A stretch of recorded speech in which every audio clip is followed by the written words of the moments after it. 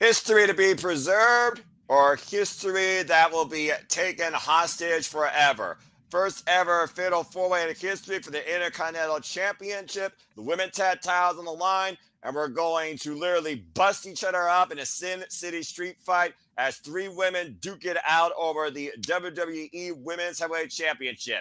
This and much more when it comes to if the Viper will have something going for him at his 20th WrestleMania this year. As we are back here tonight, simply predicting WrestleMania Night 2. Welcome to WrestleMania Sunday. Welcome to the discussion. Hello, everybody, and welcome back once again to the Simple Man's Brand, part of the Simple Audible Studios, and welcome back to Simply Predicting. You know what this is. I am the Simple Man of the Simple Brand, the voice, of course, that's been here for a number of years, a number of transformations, and always forever great for professional wrestling, damn it. My name is Noah Foster, and as always, I am with wonderful friends in the Simply Predicting community. We have one of the Dominguez,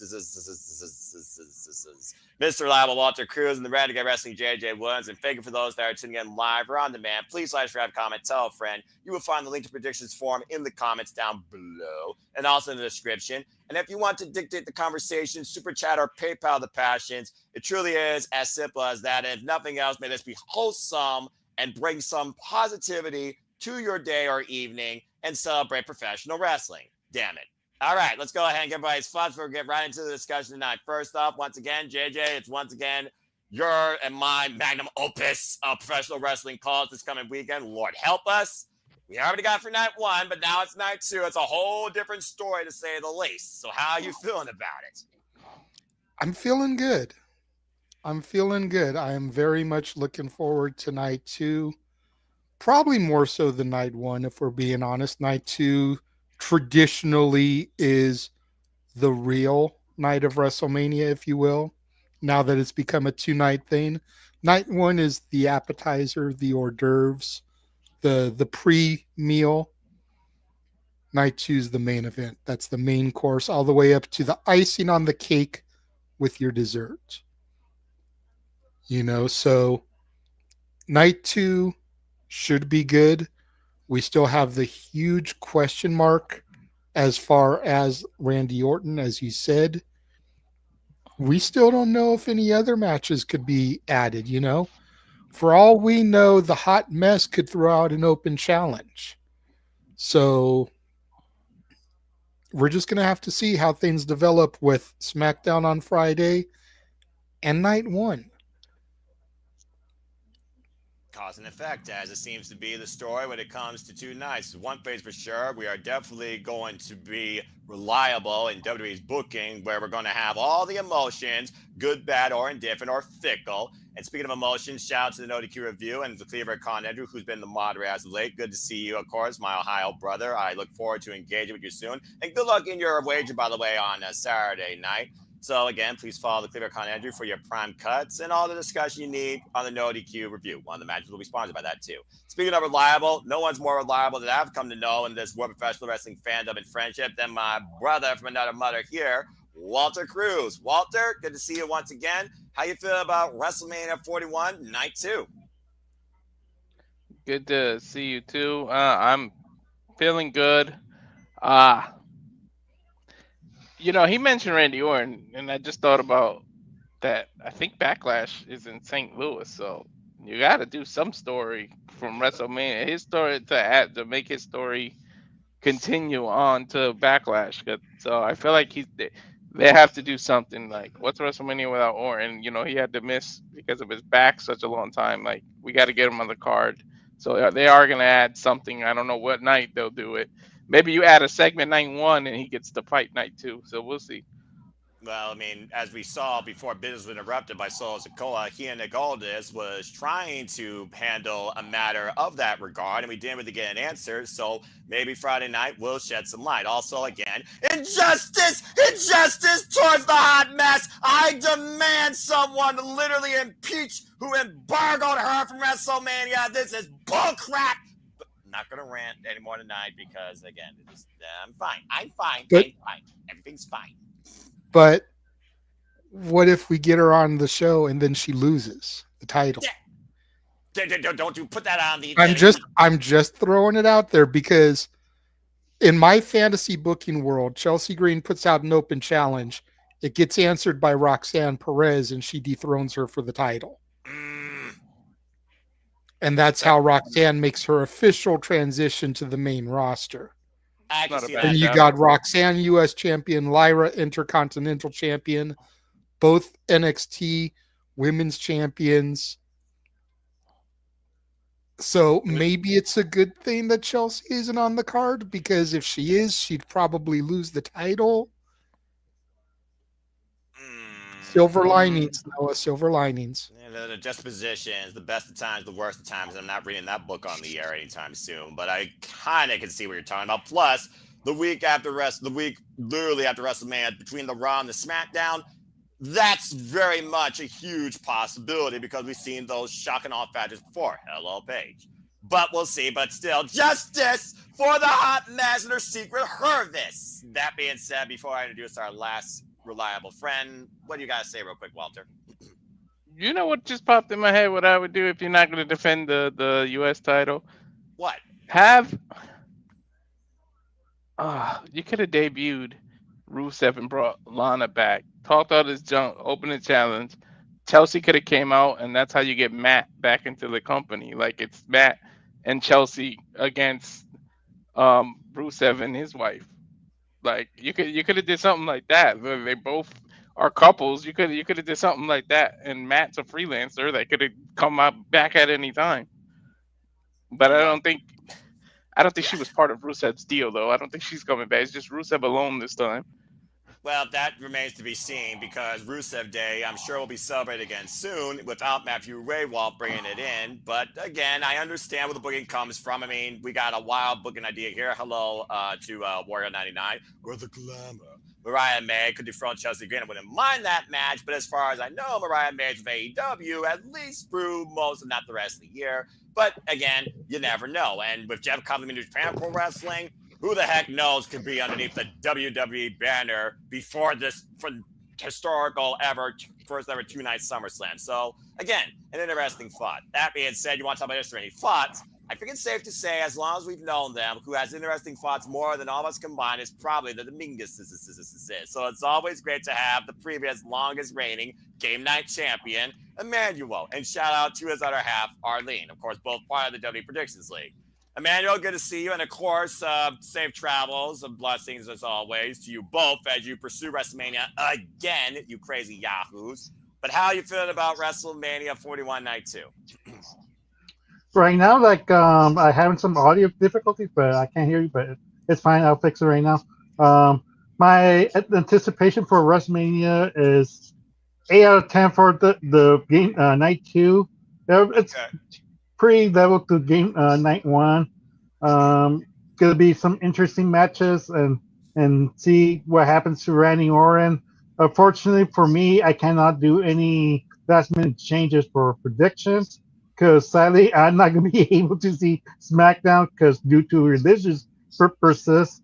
But so whatever I pick, it's going to be stuck through my predictions, sadly, and hopefully it's going to be fun and I'm more interesting wanting to know who answers the Randy Orton match, like who sets it. But I hope it's Karrion Kross. He deserves a spot, even if it was a losing effort. He deserves that spot.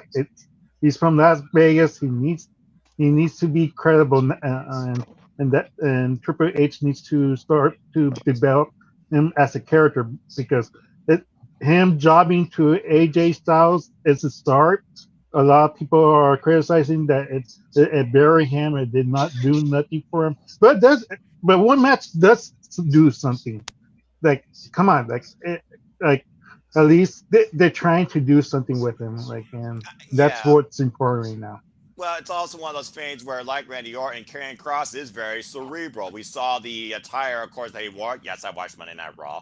That literally it was the same made by phenomenal AJ Styles. He also did his hair. The subtle notes about Karrion Cross. Plus, I did read something about Karrion Cross saying, and I quote, "You guys can talk about it all you want. That I may not be on WrestleMania. At the end of the day, I still wake up on WrestleMania with Scarlett Bordeaux in all natural." So kudos to him. I think he's already a bigger winner than anybody on this card. Yes, Walter, what's up? Manuel, screw Karrion Cross.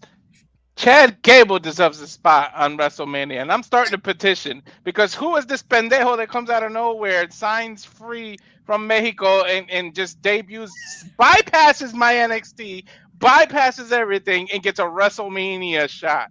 Like, what the hell? Damn freaking Americano guy. Like, out of The nowhere. third signs- luchador. The third one. Penta, Phoenix, and El Grande Americano. Yeah, they all Taking bypass our roster NXT. spots. Jeez. WWE, the land of opportunity here in America for anybody able to cross the border, I guess. I don't freaking know. But I do Where is think... JBL when we need him to be at the border? Oh, my God. But let's not go back there because I think we're going to start a discussion that no one is going to be ready for. And I read it about that last night, so we don't need to go there. Was it Homicide or Hernandez that had the border toss? Have one of them out there to just chuck him. Oh, that was Hernandez. I remember that crazy Yahoo. He was local. And shout out to Homicide, by the way. Thank you for your wrestling career. And Dirty Dom, I mean, yeah, he claims himself the best luchador, literally Eddie Guerrero's adopted son. So, and Matt, good to see you. Well, I mean, again, suspension of disbelief, but hey, someone I think is going to lose their match before they lose their hair. So we will see soon enough. And that being said, stay tuned, folks, because I'm sure we'll have more fun rants and discussion about that throughout the night, as we also might wonder what's next for the Viper. But that being said, Sleeping community, ladies and gentlemen, virtue in the chat, gentlemen on the screen, and to the other Dominguezes that might be joining us here shortly, let's get right into it. So once again, we are back here to discuss WrestleMania 41, Night 2, WrestleMania Sunday. It will be 7 p.m. Eastern Standard Time, Sunday night on the Peacock. And of course, we will be covering it. So stay tuned, folks, for more on that. And of course, everyone, your predictions matter too, as your predictions are all final. 6:30 p.m. Eastern Standard Time, Saturday night for the entire duration of the show. So good luck to you all, whether you're starting now or continuing forward in the WWE Predictions League. Shout out to Natalie, by the way, the most soulful voice of the Simply Audible Studios. And of course, she continues to participate too, and I'm sure you have her picks. So let's go ahead and kick things off here. I also have Ash's picks and a little paragraph or line or two about each match that she sent me. And shout out to our Canadian friend, Ash. And if you're not a subscriber today, don't be a dickhead. Subscribe to Batty for Wrestling. This first match is officially brought to you by Batty for Wrestling as we talk about the Maverick versus the phenomenal one, AJ Styles. Let's go ahead and get into this card. Again, first match here is a grudge match, and it should be quite a show highlight. It is the phenomenal AJ Styles versus the Maverick, Logan Paul. Simply put, this really has boiled over since Logan Paul was drafted to Raw and said that he has his sights on becoming the WWE World Heavyweight Champion. But guess what? AJ Styles, who's done it all, he is also on Monday Night Raw, has the same aspirations. We've seen a lot of verbal jabbings as of late, but if you followed Monday Night Raw like we have, you did see Karrion Cross lose to AJ Styles when he was trying to do a little bit of psychological warfare. At one point, when we thought the phenomenal one was hooked, he came back. Now he's got a new leash on life where this could be the last leg of his career, and Logan Paul might be a made guy if he beats the phenomenal one on the grandest stage of them all. Of course, AJ Styles lost last year to L.A. Knight. Yeah. Damn right. And the Maverick, Logan Paul, did retain his United States Championship in a triple threat. But the last time he was involved in singles match at WrestleMania, he lost to Seth freaking Rollins. So I say both men definitely should win, but only one can. And we also saw one lucky shot cannot get AJ Styles lights out while he's on his feet, as we got a unique photo opportunity. I think AJ is looking to give Logan Paul a receipt. As you all know, and for those that don't know, superintending etiquette goes like this. I pick one person to start off the match and to discuss it. And in the case of non-world title indication marquee main event matches, usually that comes down to agree or disagree after that. There's a disagreement that a person can, of course, give their just position. Then we'll go into further discussion. If not, it's unanimous, we will move on. So let's go ahead and start things off. We will start counterclockwise right down below me with Emmanuel. So Emmanuel, do you have the Phenomenal One or do you have the Maverick winning the singles grudge match in Las Vegas this coming Sunday? I have AJ Styles winning this match. I mean, like, so far, Logan Paul has got the best of AJ Styles, and you know what that means. WWE type of booking that, like, if it's somebody thinks tall and too strong, that most of the time they lose in the match. They're gonna This is gonna be a bar burner. I mean, like even I know a lot of people hate Logan Paul, but he's great in the his ring ethics are great. Like his ability is amazing. Like there's nothing to discredit him. So it's gonna be one of those maybe WrestleMania classics that we might see in the top 10 matches of all time. Who knows? Like if it's that popular, like if it's one of those matches that can't hold test of time. But I expect a lot from AJ Styles, and I expect a lot from Logan Paul with those two great wrestlers and their capabilities of bringing an instant classic, hopefully. All right. Well said. So we have an opening ballot for the phenomenal AJ Styles. That being said, does anybody disagree before we move on? Wow. Okay, then. JJ, I saw you first, so I acknowledge you, and then we will go to you, Walter. So please give your thoughts why you, at least, or somebody else, has Logan Paul. What you guys say? Well, let me just say here at the outset, both Natalie and Ash have AJ. Ash says AJ wins in order to continue momentum going into his potential feud with Cross. I disagree wholeheartedly. Do tell. So, and Walter's going to shake his head at me because he hears this shit talked about in the spaces all the time. But something to be mindful of is the fact that AJ's contract is supposed to expire this year.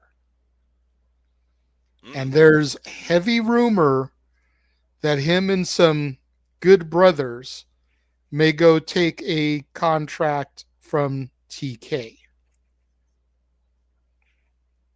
Especially with the Bucks having just returned, heading into Blood and Guts, and going to need to round out an elite team that's maybe a little too sweet. I think Logan Paul is going to take this, though, because Logan Paul always comes through in the big match situation. Will I be upset if AJ wins? No.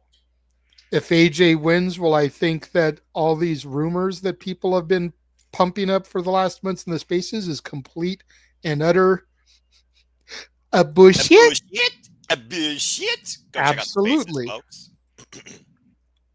But I do think that if there's any truth to the rumor, and of course, rumors are just that, people, rumors.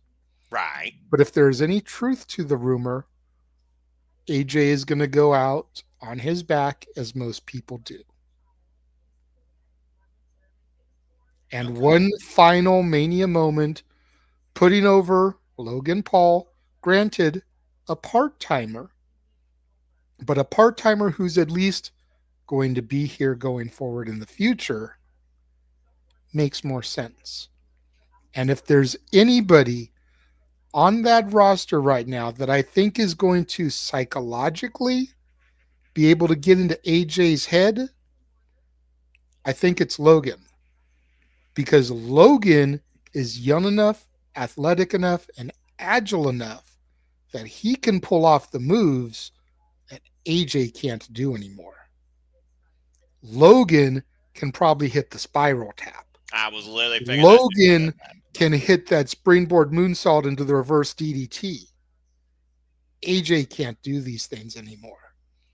And I think that's the way to go, is have Logan hit him with his own shit and throw him off his mental game. All right. Well said. And I could definitely understand that statement. And also, he did lose to Cody Rhodes. But to your point, the Maverick that has less than maybe, 20 matches, he has been a marquee name and a big show performer. And again, it's like we talked about here and what we represent here at Suburban Studios when we encompass, celebrate, embrace all the wrestling. You may not like the person, but you can't deny the athleticism. Diamante. And sometimes the past needs to be let go if we're all going to move on and grow. Again, that's just a simple public service announcement from the simple. Please continue. And if I may respond to Colin's last comment here. Please. What can AEW offer AJ besides sitting in catering after he's not the shiny new toy anymore? As much as I come off a lot of the times like I am anti-AEW, which that's not the case. You know that's not the case. Of course.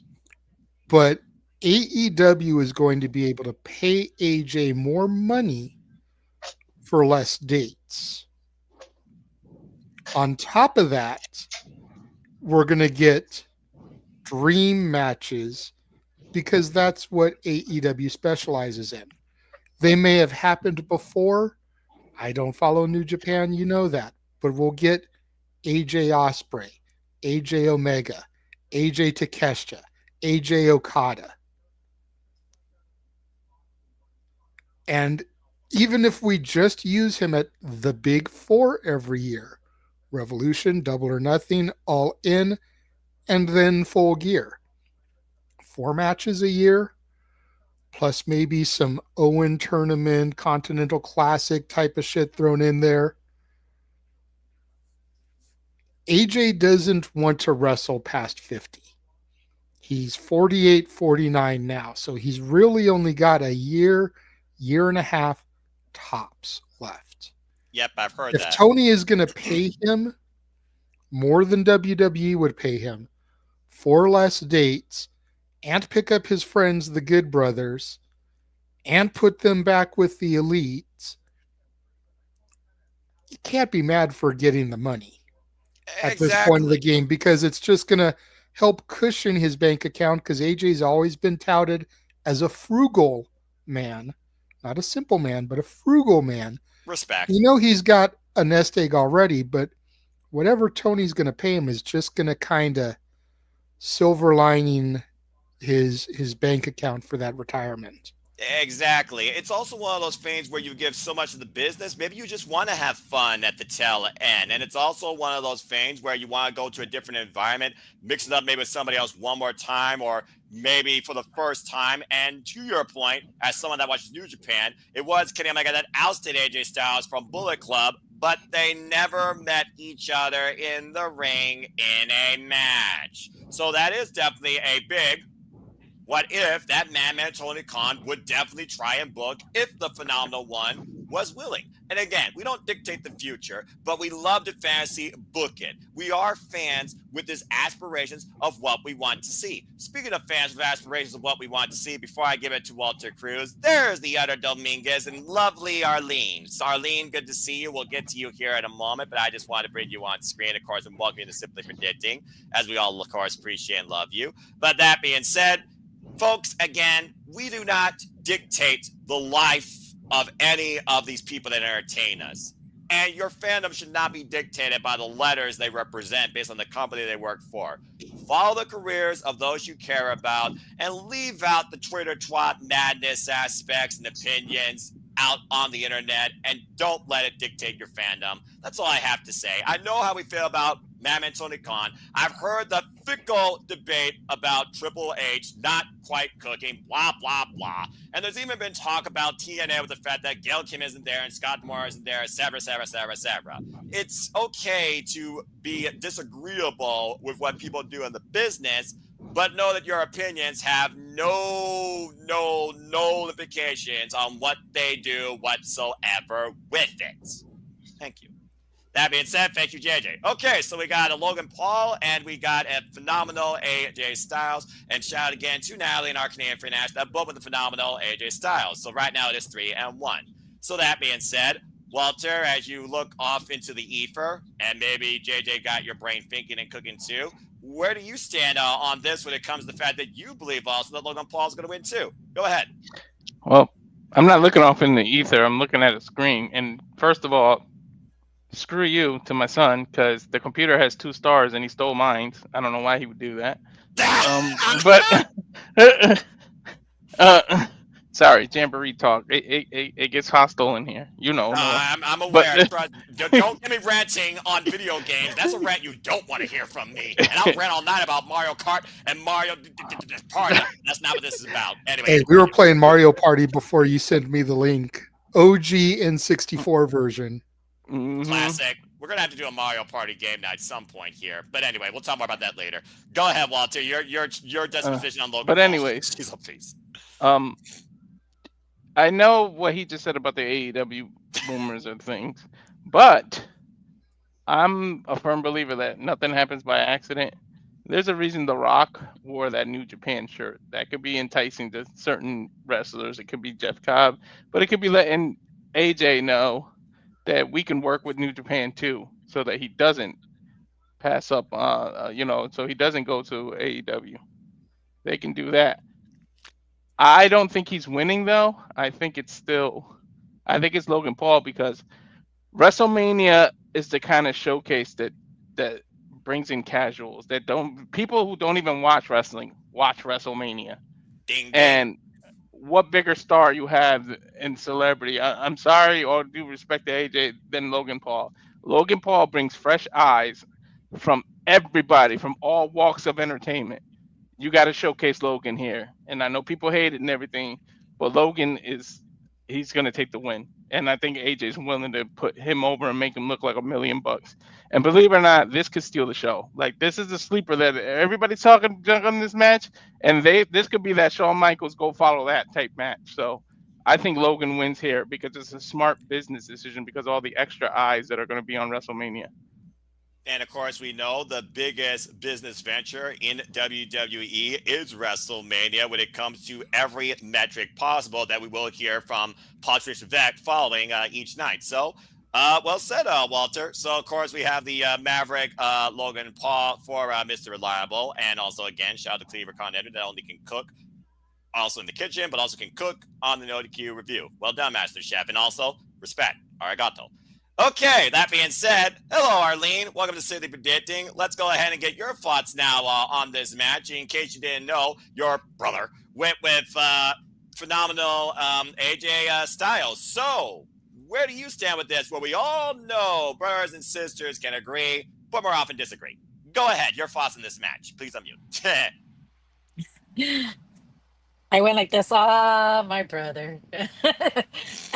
But based on the way Raw ended, and Logan Paul was standing tall, I wouldn't be surprised if they did give it to AJ Styles, just because of the whole fact that that always feel like whoever ends up standing tall is the one that loses. So, but who should probably win it? And like if this is AJ's last match, yeah, I think he should give it to Logan Paul. But if he still has more matches in it, yeah, why not give it to AJ Styles? But yeah, I'll follow that bet and go with AJ Styles. The rare moments that, yeah. All right, fair enough. And before I continue, as you all know, of course, I track predictions leagues for WWE, NXT, Ring of Honor, ROH, and AEW. Been doing that since 2017. Hope everyone continues to enjoy the fun and encourage new fans and friends to share their opinions and join the league too. Shout out to 31 of you so far that put in predictions, including not limited to members of Team ODQ, like the General, Jerry Slaughter, Big G, Big Baller, TJS, quote unquote, the professional, Of course, we have Cass. We also have friends of the No DQ Galaxy, including Kimberly, Dwayne Atkinson, Sienna Chanel, Statboy Mikey, Steve-O, Draco, Jeff Chadwick, just to name a few. Thank you all for getting your predictions in. And believe it or not, out of 31 of you so far, 80% of you are going with AJ Styles. Only 20% of you are going with Logan Paul. So I think people are probably looking at AJ Styles, probably needing the win here, and probably the more recognized name for wrestling. Why Logan Paul? They still might be that, disconnection with the fact that he is a part-timer and is looking for a glory spot because he's probably going to sponsor this by Prime. And it was a Prime if KSI is in a Prime bottle at ringside like he was last year, and Randy Orton literally RKO'd him through the table. What did AJ Styles do? Maybe a Styles clash? Yeah, who the heck knows? This is the same guy that was in the Royal Rumble in Crocs. What the fuck? Pop culture. Anyway, yeah, that was a thing, folks, believe it or not. Anyway, I also think part of it is just people have such animosity towards Logan Paul, that's true as the well. man, that they don't want to pick him. Right. What's up, Screw Pop? the point. Hey, nice to see Pop. Yeah, screw the point. I'm not picking that viral disease. Anyway, that's what most people are saying. And truth be told, that's usually what I would say as well. Yes, Arlene, see your hand real quick. So right now that he mentioned, what was that guy's name? Kai, whatever, is Logan Paul's friend. What's his name? KSI. Oh, okay. Yeah. I feel like there's gonna be, I don't know what artist, who they're gonna have, and they're gonna focus on this person before the match, and this person's gonna come and help AJ Styles win this match somehow too. But I just don't know who it is. But mark my word, they're gonna probably point at like a Raiders football player or someone from the Lord. Raiders or someone from Las Vegas. I don't know. Hockey player. I don't know. Or athlete. Someone. It doesn't have to be from Las Vegas. Just someone famous. They're going to focus on that person that happens to be at ringside. And then when they see that Logan Paul's friends trying to get involved, they try to stop it. What was so funny, Noah?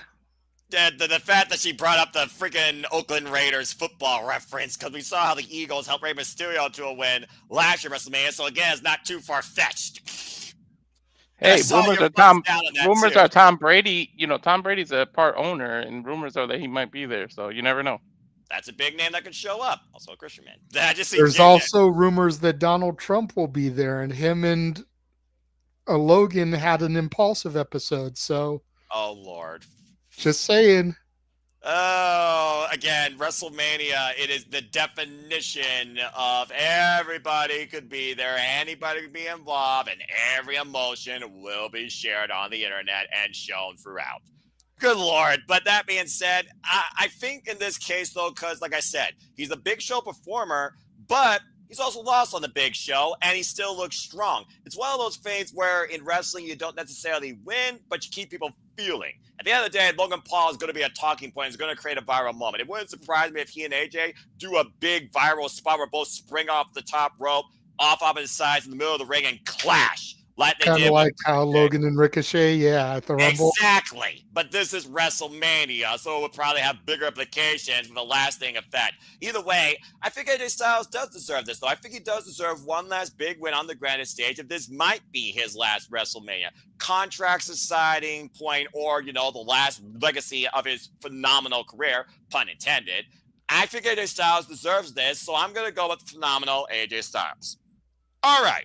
Well, good stuff for the first match. Let's go ahead and move on. Talking about more history to be made, whether viral or whether impulsive or whether indifferent or whether, infamous. This is going to be justified because legitimately any of these four men, in my opinion, can win and deserve to win. And it's also the first ever fatal four-way in WrestleMania history for the WWE Intercontinental Championship. It is, of course, the Mad Dog himself. Talk about a dog that's truly off the chain.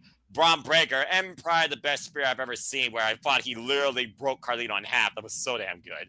Of course, Braun Breaker defending against Enta, I'm going to say the whole name, El Cielo Niero, Finn Balor of the Judgment Day, and of course, Dominic Mysterio. Now, originally, this started off with Braun Breaker and Penta, who had a face-to-face regarding the championship. But Finn Balor's been hell-bent on getting this title off Braun Breaker and has tried to make it personal through verbal assault. And with the help of Judgment Day, Finn Balor's been trying to get a championship, and now we've had these disagreements as of late with him and Dominic, where, again, the proverbial phrase might need to be said, Judgment Day might be coming here very soon for the Judgment Day, and possibly a babyface. Okay, so that being said, Emmanuel started this off, and as we continue to go counterclockwise, JD, it's on you to kick things off. So, Braun Breaker was, of course, the man that led your NXT through 2 different generations of that brand's recoloring. And since he's come on Monday Night Raw, he has been the fastest force, to be reckoned with. Since winning, of course, the Intercontinental Championship back from Jey Uso, he's been unstoppable while holding it. So what do you got here in this fatal 4-way? Because you can't say triple threat but for fall person. You got an extra here, but you do have 2 members of the same faction. Will they coexist, or could one of them fall out against the other to potentially get the title? Go ahead. Well, I am going to say this much straight out the gate. Braun Breaker will not get pinned. Now, that being said, one of our people says Dominic Mysterio wins. This sets up possible tension between him and Finn, causing Balor to leave Judgment Day. Another one of our people, this one being my daughter, says Finn is going to win. Oh, jeez. Finn for the win, she says. I disagree with my daughter. I have Dominic Mysterio, and this is going to be the start of his eventual babyface turn. If you notice, recent weeks, they haven't even been letting him talk, because every time he grabs the microphone, the crowd is all over him. Yes. I think that's been by design. I think they want to turn him heel, or excuse me, want him to turn babyface sooner rather than later, so they haven't been giving him the stick. Dominic has been pushing for a new member of Judgment Day.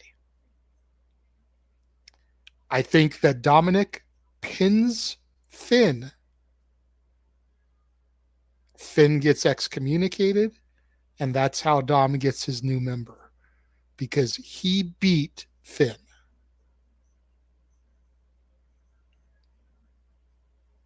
Okay. Wow. So there's the judgment call. Finn Balor guilty of filling the Judgment Day ever since the betrayal against the Terror Twins of Mami, Rhea Ripley, and Damian Priest, both of which are also on this card tonight.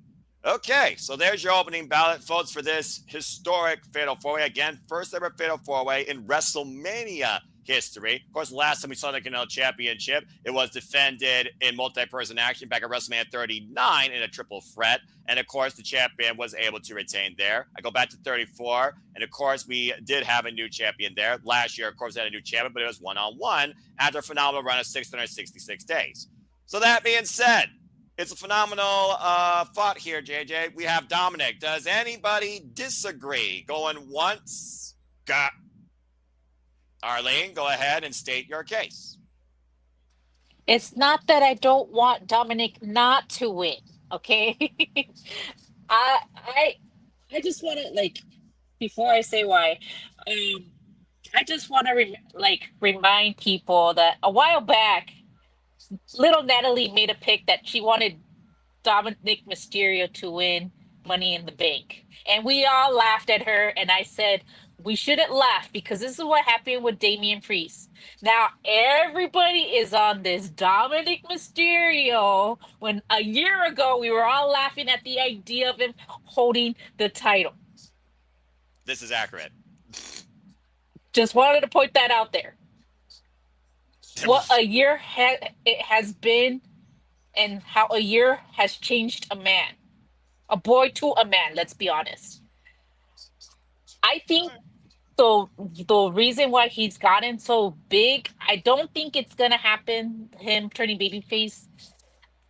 Liv got him there. Let's be honest. Ever since he got decimated by Damian Priest and Liv was crying uncontrollably, fans actually started booing Damian Priest because they were seeing Liv's reaction. They were promoting Netflix together in India. They're making too much money on them. I don't see them splitting up anytime soon. I honestly don't see that. As much as I want them to it, and if he wins, I lose a point. I just don't see that many titles changing hands. Okay. And the person I'm gonna go with is Penta. And the only reason why I'm going with Penta is because Shawn Michaels has this habit of everybody that's coming from AEW to give him a title. Who's to say that Triple H is not going to do the same thing? Ricky Starks, title. Shawn Spears, title. Where did they all come from? AEW. Ethan Page, Lexis Exactly. Jade Cargill. Keep going. Keep going. Cody Rhodes. Keep going. Damn it. You see my point? Penta just came from AEW. And this is what do we call it? Our Super Bowl. What a way to stick it up Tony Khan's ass to give Penta the IC title at our Super Bowl. I'm just saying. I want Dom to win, but I don't know. I feel like maybe they might give this to Penta. Just saying. If it were me, Arlene, and I definitely see where you're coming from, and I agree a lot as far as, shoving it straight up Tony Khan's curly-haired, cocaine-infested ass. Damn! But if I'm WWE, I'm going to hold out to SummerSlam and have Rey Fenix and Penta win IC and US on the same night. Ooh. And have that Eddie Benoit moment at the end of the show, or after whoever wins their match second, so they can embrace and be like a big fuck you to TK. They're the two mid-card champions on each promotion. That's a really good shout out, by the way, there too, JJ. I like that a lot. And I do understand where Arlene's coming from. And Safet also with the damn. I just wouldn't do it here because Rey Fenix isn't on the show. So I'd save it for the next major show, which is SummerSlam. Also 2 nights. Yep. Also going to have some historic moments to justify 2 nights. Yep. Bada boom, there you go. Like I said, JJ, it's not like I don't want Dom to win. I know. Just saying. I'm just saying. I love where you're going. I like the pot of chili you're cooking. These are just the couple of spices I add to it to make it a little tastier. Well, I think you both right now are giving me as a judge a great dish that I would enjoy with water or Mountain Dew. And to also add to the conversation, since this is very unique, I will let, of course, the rest of the panel speak. We had a disagreement. I'm just going to tell you this, Walter. It is 52% in favor of Dominic Mysterio across 31 ballots. Runner-up is actually Penta at 35%, and there is 13% for Braun, 0 for Finn Balor. So, Walter, you were talking about how, of course, you agreed with Dominic Mysterio. So is there anything further you want to add based on what Arlene was talking about regarding Penta? And do you think in this case that Penta confronting Braun could lead to maybe Braun, again, not being part of the decision, but could lead to maybe a sub-feud with one of the other participants that doesn't come out as champion? Go ahead, Walter. Yeah, I'll just say Dom is the only acceptable answer. Like, it's got to be his turn. Come on, damn it. It's got to be Dom's turn now. But I feel like it's going to be a miscue between Balor and Dom. You know what? Screw it. You know what's going to happen? What? Braun Breaker's going to spare Finn Balor. Dom's going to throw Balor outside the ring. Braun Breaker outside the ring. He's going to pin Finn Balor. He's going to turn on his own teammate and show it. He's going to pin. I said he's going to pin Finn. Yeah. There's a reason why these two are kind of like a sous chef and a master chef when they come to follow one another. Yeah, I think what's hilarious is he's the stoner and I'm the sober one, and yet we still share brain cells here. Right? Tell me that isn't human nature or wrestling fandom nature. Good grief.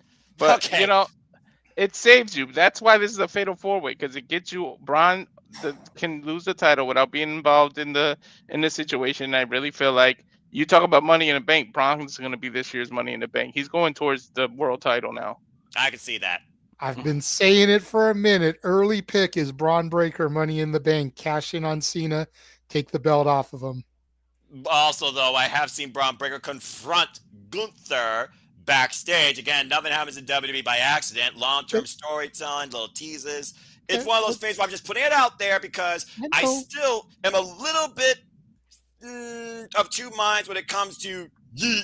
And I also remember in your NXT, at its worst color, in my opinion, Braun Breaker did beat Gunther and successfully retained his NXT championship. So there's still a receipt to be found. So I'm just putting that out there as well. Honestly, I can see both in Money in the Bank now that I think about that. But okay, fair enough. Now, Arlene, I did see your hand, but let's go ahead and get your brother's thoughts here. And, well, maybe if he wins the title, you'll get your answer, Emmanuel. So why don't you go ahead and give your thoughts here towards this?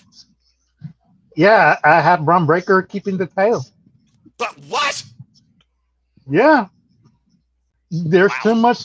Yeah, like ironic enough, like there's too much concession with the Judgment Day.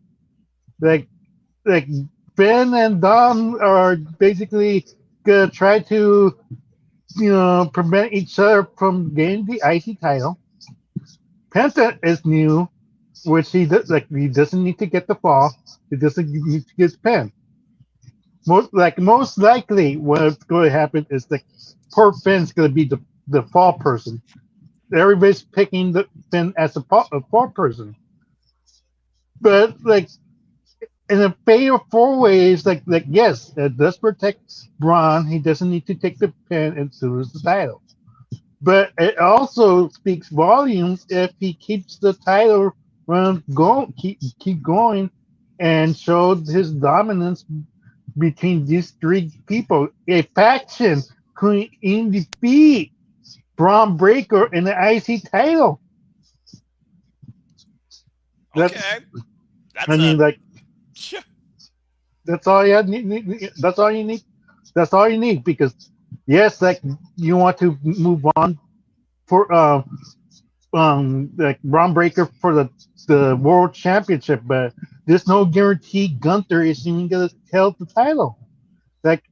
If Jay's gonna be this popular, I don't think it's a good idea for Braun Breaker to face my Jay Uso. He's not gonna get cheered.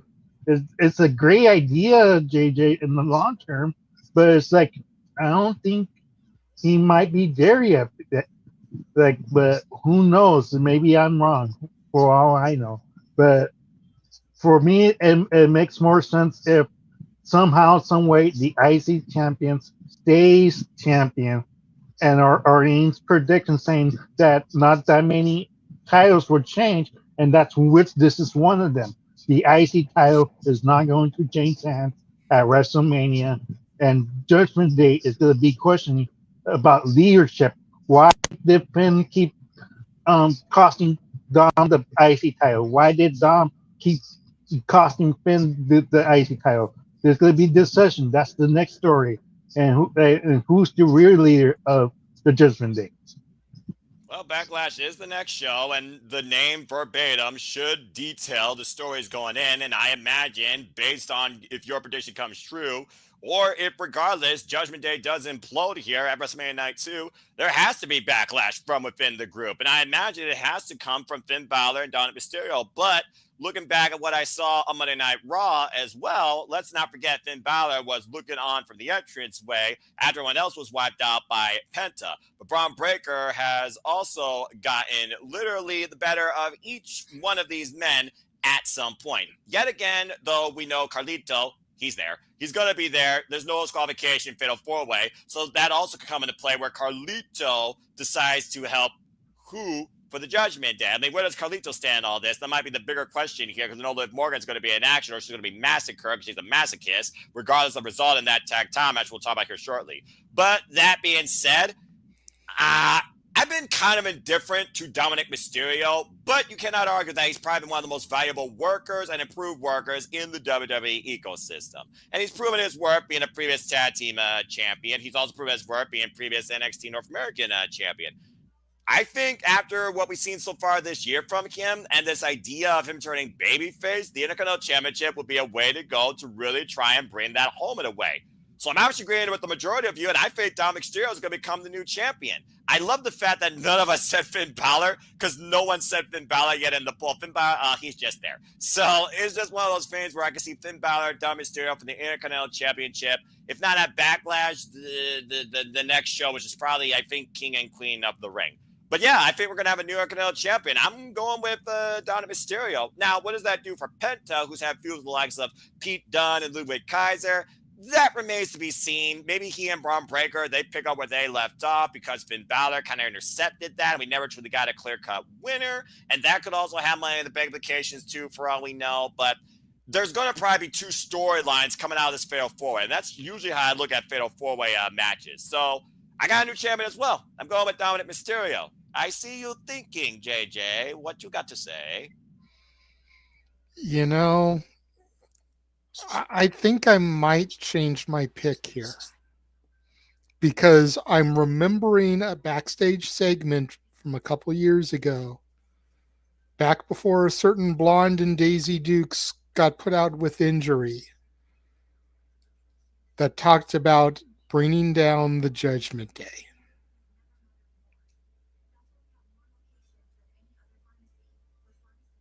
And we haven't played that back lately. No. At all. No. WrestleMania is the show of shows. I'm changing my pick to Finn Balor. Well, I mean, I'm not a gambling man. I don't know the odds. I'm changing my pick, and I'm starting to wonder if AJ doesn't have part to do with it. Well, I mean, previous Bullet Club, Prince Devitt and AJ Styles, two inceptions. I mean, the history's there. We've also seen these two literally share the ring one-on-one. But also right now, besides and they Natalie. Were in that segment, it was Finn, AJ, and Liv. Correct. So.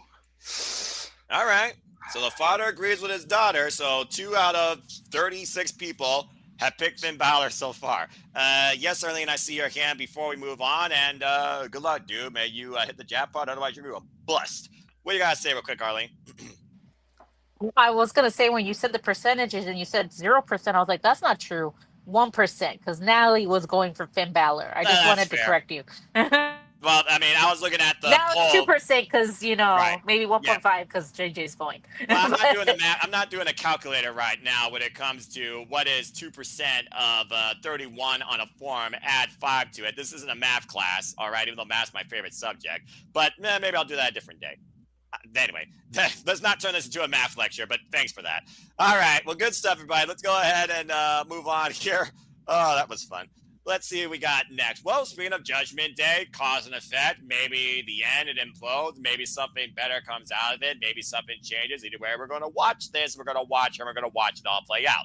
Let's go ahead and talk about the WWE Women's Tag Team Championships. As, of course, Liv Morgan and Raquel Rodriguez defend against Bayley and the current WWE Women's Intercontinental Champion, Lyra Valkyria. Of course, Lyra Valkyria, the inaugural WWE Women's Intercontinental Champion, has been a tremendous fighting champion with successful defenses against the likes of literally 2 of the women on screen, including Raquel Rodriguez and Bayley most recently. However, Bayley and Lyra's history goes much farther back when it comes to the growth and development of a fan into becoming one of the greats in this business. Hello, Izzy Moreno. Of course, Lyra met Bayley at a fan signing that inspired her to become a WWE superstar, and I'll leave that alone because the rest is history. Now we have the two tagging together after going through the gauntlet on Friday Night SmackDown with a chance for Bayley, who, might I add, was the first WWE Women's Tag Team Champion, now has the chance to once again make history again to hold on to that title. This past Monday night on Raw, we saw Liv Morgan and Bayley go one-on-one, and it was Bayley that did get the better of the Morgan by shock and awe. We all know how WWE logic goes if you're looking at stuff like that. So keep that in mind when it comes to this. Okay, that being said, Walter, I believe now it is on you. Do you have new WWE Women's Tag Team Champions, or what more people might be seeing, an implosion? Implosion, retention, but slow brew it. Slow brew it, because let Bailey stay face until Izzy Moreno officially signs that contract. Wait till May. Then you got June, right? If she signs in June, oh man, imagine if Izzy can be part of Evolve. And then that's when you turn Bailey heel, and she turns heel on Izzy, and she gets her first actually WWE match on Evolve. You got to involve the ID people. Evolve should have an ID match, an NXT match, then the rest of the main roster. Even an LFG match. Just showcase every step of a woman's career and show how much you have evolved. Literally, it's an evolution. Start LFG, then you go start ID, you go to LFG, you go to NXT, then you get to the main roster. Show the evolution of someone's career by doing that and evolve. So I feel like you can slow brew Bailey becoming heel if you tie in the whole Izzy Moreno thing. So I think that the titles get, it's a title retention here so that the disruption of Bailey and Lyra happens. Okay, fair enough. And this is not brought to you by W2K25, but it might as well be because it looks like he planned on his own My Career mode that might be in W2K26. But I'll say this is brought to you by Armbar and BFS Mission Point. Go follow the General Jerry Slaughter. All right, well, that being said, we got an opening bout for the tag champions retaining. Does anyone have a disagreement? Go, wow. I honestly thought this was going to be unanimous, really, if I'm being honest with you, because I literally agree with him. Go ahead, Emmanuel. Why do you got Bailey and Lyra Valkyria for new tag champs? 98 days, 39 days, 16 days. Those are the days of them, Liv Morgan and Raquel Rodriguez as tag team champions in the past. They're currently 51 days as champion right now. History is not in their favor, Noah. I believe we're gonna have new tag team titles, champions, and that's all. That's all I have to say, because that's how you begin the distinction of New Days. I mean, like for Judgment Day, it's over, it's done. Like I'm not sure how much further of storytelling you could tell, but it's time to wind out the clock for Judgment Day. I think the faction is run its course, without JD McDonough. It kind of feels flat now. Carlito's just there as comedy act, taking spears from Braun Breaker. Finn is taking pins still. Dom, we're talking about a potential baby face turn.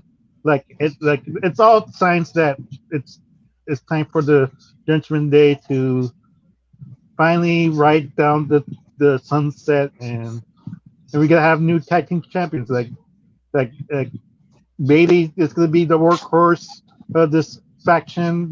And they're gonna try to revitalize the division, hopefully, with this, with Lyra, Valkyria, and Bailey. Maybe they could help Lyra to get cheer more because of the influence of Bailey. Because let's face it, Bailey's the more popular one than Lyra, Valkyria right now. But maybe with her rep and her association with together, it will help her in the long run.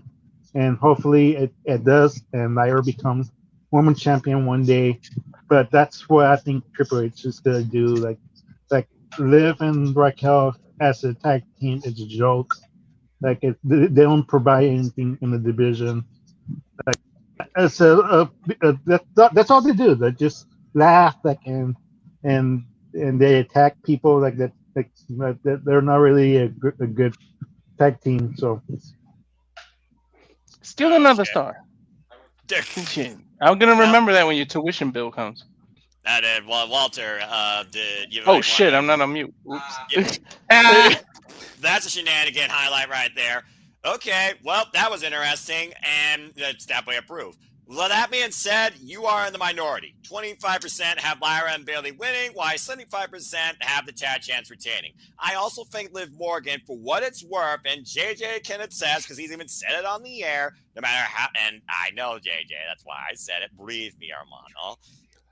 The work ethic of Liv Morgan cannot be denied this past year, carrying Monday Night Raw with Mami, Rhea Ripley, while she was champion, and literally going into the new era on Netflix with the title. I think that's why she's a tag champion once again. And it does seem that Raquel Rodriguez and Liv Morgan have great tag team chemistry. And the fact that Raquel loves to throw Liv Morgan around like a weapon and Liv smiles like Harley Quinn through it all goes to show how much of a masochist Liv Morgan is for this punishment and how much she enjoys it. That just seems weird to say, especially in Las Vegas. Anyway, it's also one of those things where I don't think Raquel necessarily has anything else that she could get or challenging for the Intercontinental Championship. I think this is the strong point for her, and she's comfortable with that. She likes the fact that people compare her to Diesel, and again, that's a whole different conversation. It's also one of those things where I don't think Liv Morgan necessarily needs to be involved back in the women's world title picture.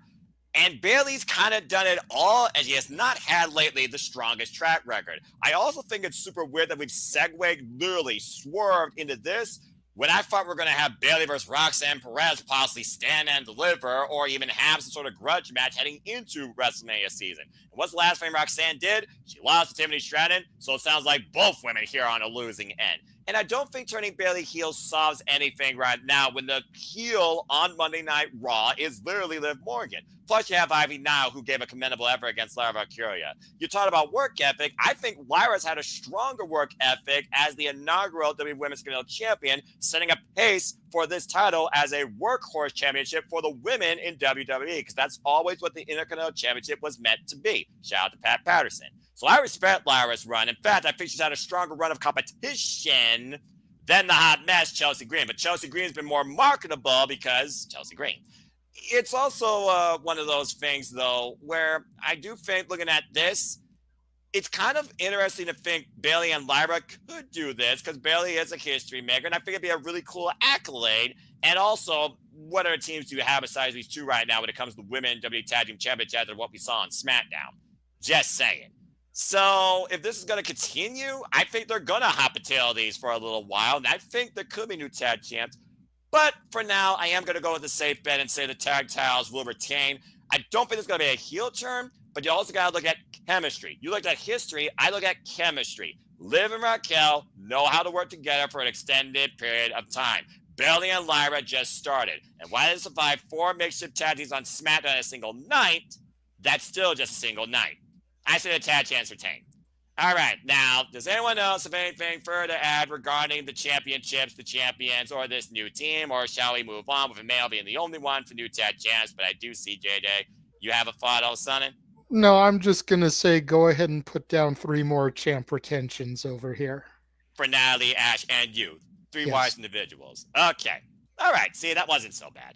Okay. No. And the only point I was going to make to counter Emmanuel is those short title reigns that you pointed out between Liv and Raquel are the Vince McMahon administration. Ding. So let's keep that in mind. Again, new era, 1 year History later. is made to be rewritten. Yep, and so And far, in the Paul Levesque era, I think that'll be.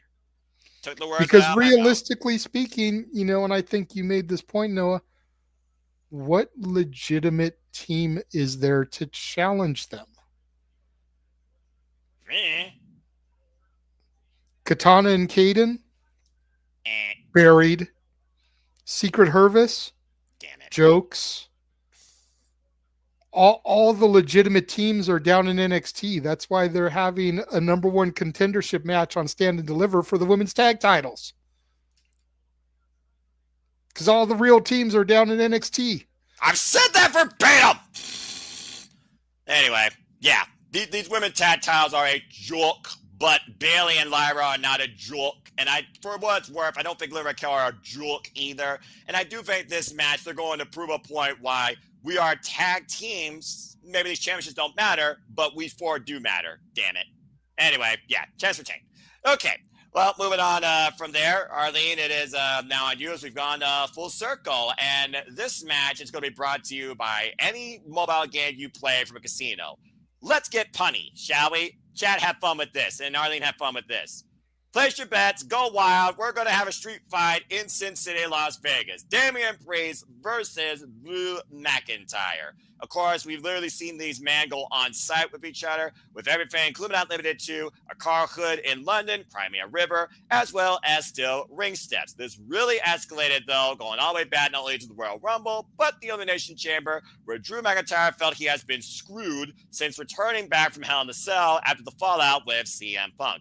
And Damian Priest has not been quite the same since losing the World Heavyweight Championship and being on SmackDown for that matter. So now we have these two men in a Sin City street fight where you can say any casino reference possible, not just the movie, but also items in a casino, not a Family Feud question, and more likely will be used as a prop here inside Allegiant Stadium safely. Although, seriously, go on the strip, fight over a bridge, try to throw somebody over a bridge, give me all the neon glamour lights I need with 6 lanes of traffic going up and down underneath the streets. Make this really feel cinematic, because I almost feel like the street fight should be something that really escalates to something of such a presentation. Okay, Arlene, so that being said, who you got here? You got Drew McIntyre, or do you have Damian Priest? Drew McIntyre. Ah! Wow, that was the quickest prediction ever. Okay. Yeah, and my reasoning just because I think Drew needs it more than Damian. That's my only reasoning. Okay, fair enough. Well, that was nice and easy. So we got Drew McIntyre. Wow, I didn't even need to put out the ballot. Okay, go ahead, Emmanuel. I disagree with my sister. Not surprised.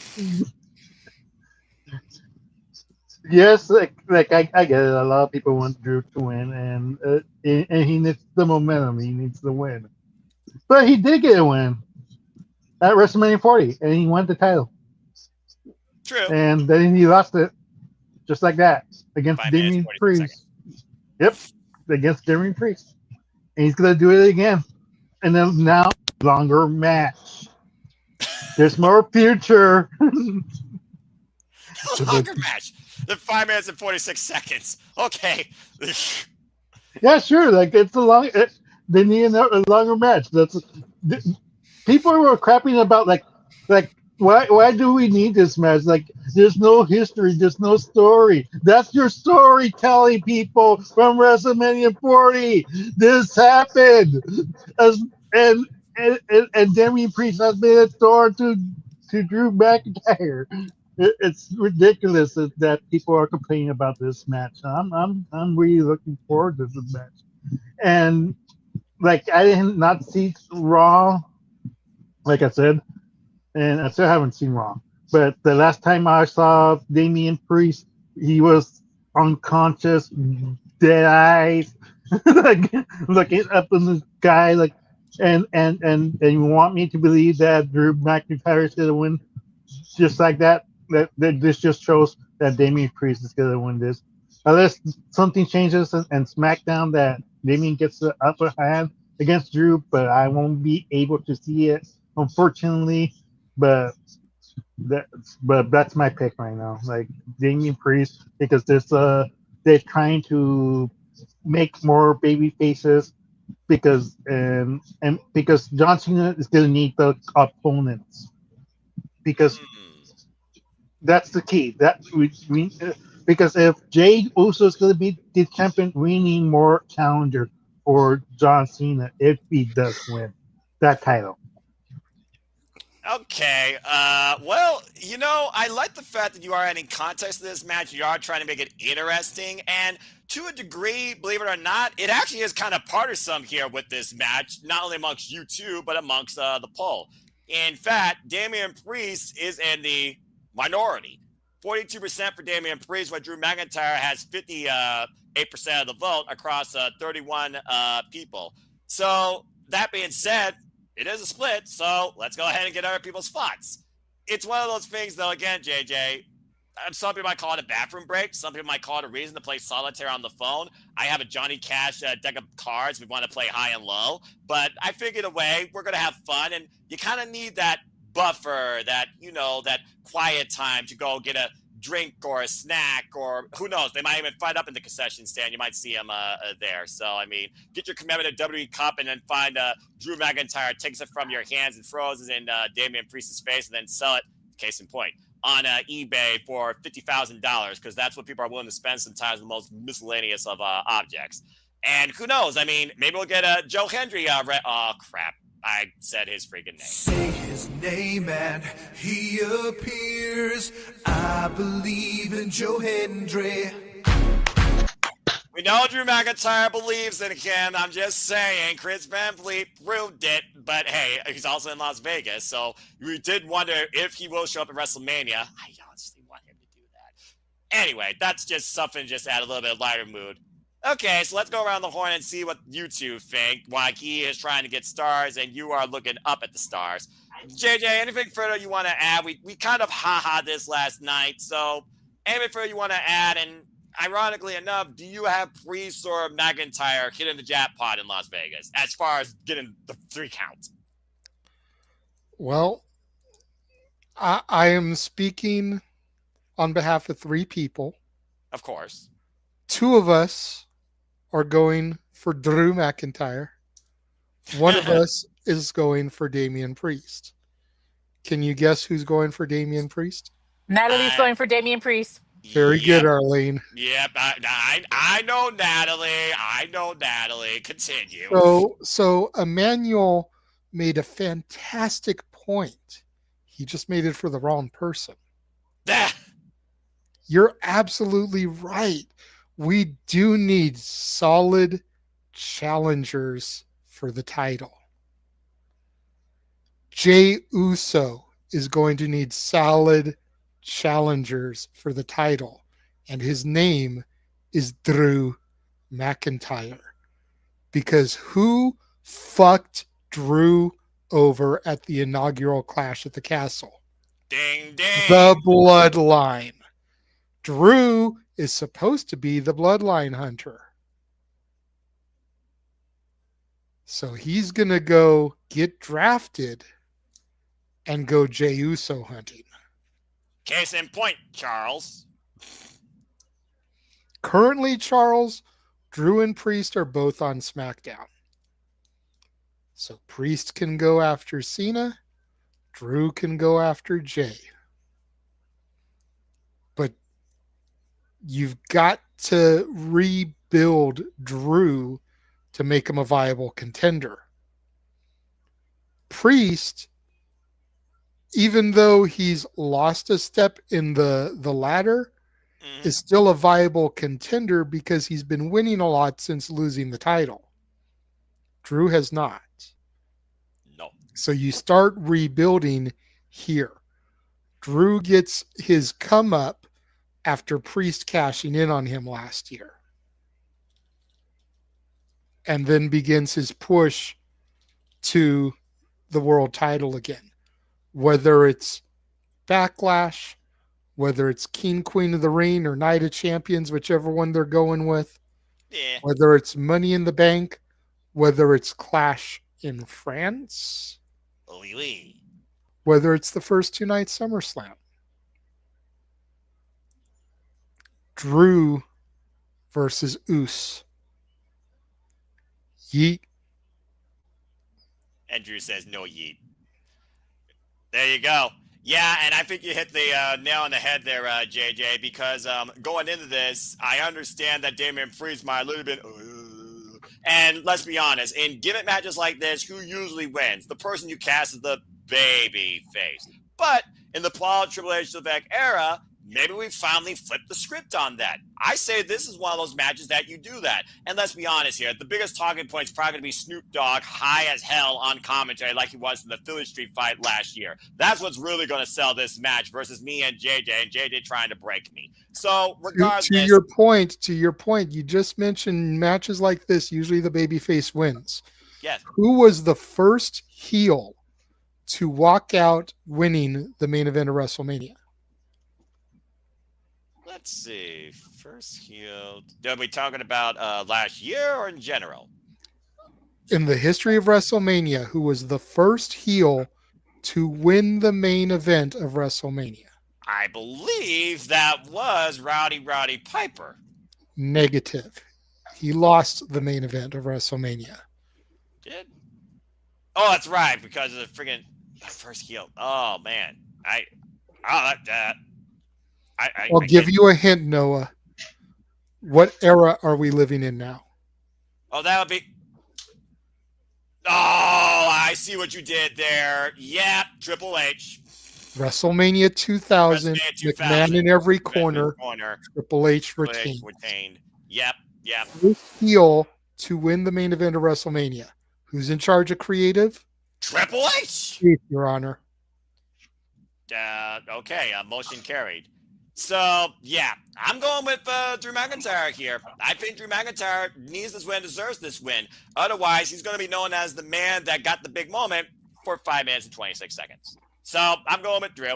Okay, Walter, good luck on whatever board you're playing, and go ahead and give your thoughts towards this. Drew McIntyre or Damian Priest? I'm playing the mall stage, and the computer just stole my last star, so I'm pissed. Drew, this one has me like really, really, really conflicted because part of me says if Drew joins the Cena team and all that, he needs an edge to something to push him over the edge. So Priest winning can do that, and then he comes out later in the main event, help Cena, and he could be part of that group. But I'm just gonna go with Drew. Drew really needs this to get that momentum back. So. Priest had his run too, and he's still coming off of that. That wasn't that long ago. Well, maybe slightly a year ago or over a year, but he lost it at he literally lost it at SummerSlam last year and got it last year at WrestleMania. So less than a year then. So yeah, I'll pick Drew. All right, simple enough. I like the fact that we actually got a little bit more context out of this match. That really is going to be just a ha-ha. And it was a surprise this is sponsored by Gin and Juice by Snoop Dogg. And just saying. Because if RAD is not on commentary, I guarantee you Snoop Dogg will be. Because who the hell else do you get for this kerfuffle? Dude, you know what? Give me RVD, Matt Riddle, Snoop Dogg, and Willie Nelson on commentary. I was going to say Willie Nelson. God damn it. I just wanted to rain money. That's all I want. I seen WrestleManias where it's raining money, and I'm like, why can't I be at a WrestleMania where it's raining money? Because Donald Trump's taking your money. But he'll be there, supposedly, God. so maybe it will rain. Oh, Lord. Well, isn't it tax day? Technically, and we are in Las Vegas, and people rain money there all the time. So just saying. I get it. I get it. Damn it! I have NXT on right now. I'm watching it, so that's why some of my mannerisms are mirroring the television. I love that, and please stay tuned, folks, because NXT does matter to us, and I also know there is an NXT team in No DQ that cares about us as well, including Gino. Whose NXT is it again, Noah? Let's see. What's that? Oh, yeah. Your NXT! His NXT! Our NXT! Damn it! Anyway. Who's NXT champion? Huh? In the league? JJ? Oh, my. And to be fair... Boo! Boo! I'm a boo Arlene like Emmanuel boos John Cena. Boo! And to be... It's only been one PLE, Arlene. Don't get too ahead of yourself. Oh, my gosh. New Year's Evil and Roadblock didn't count for shit. It's only been Vengeance Day. And to be fair, he's right. But yes, I was trying to say, before I move on to our two, I feel proper. And I was trying to get you to say what you told me the other day, that you believe in my NXT now.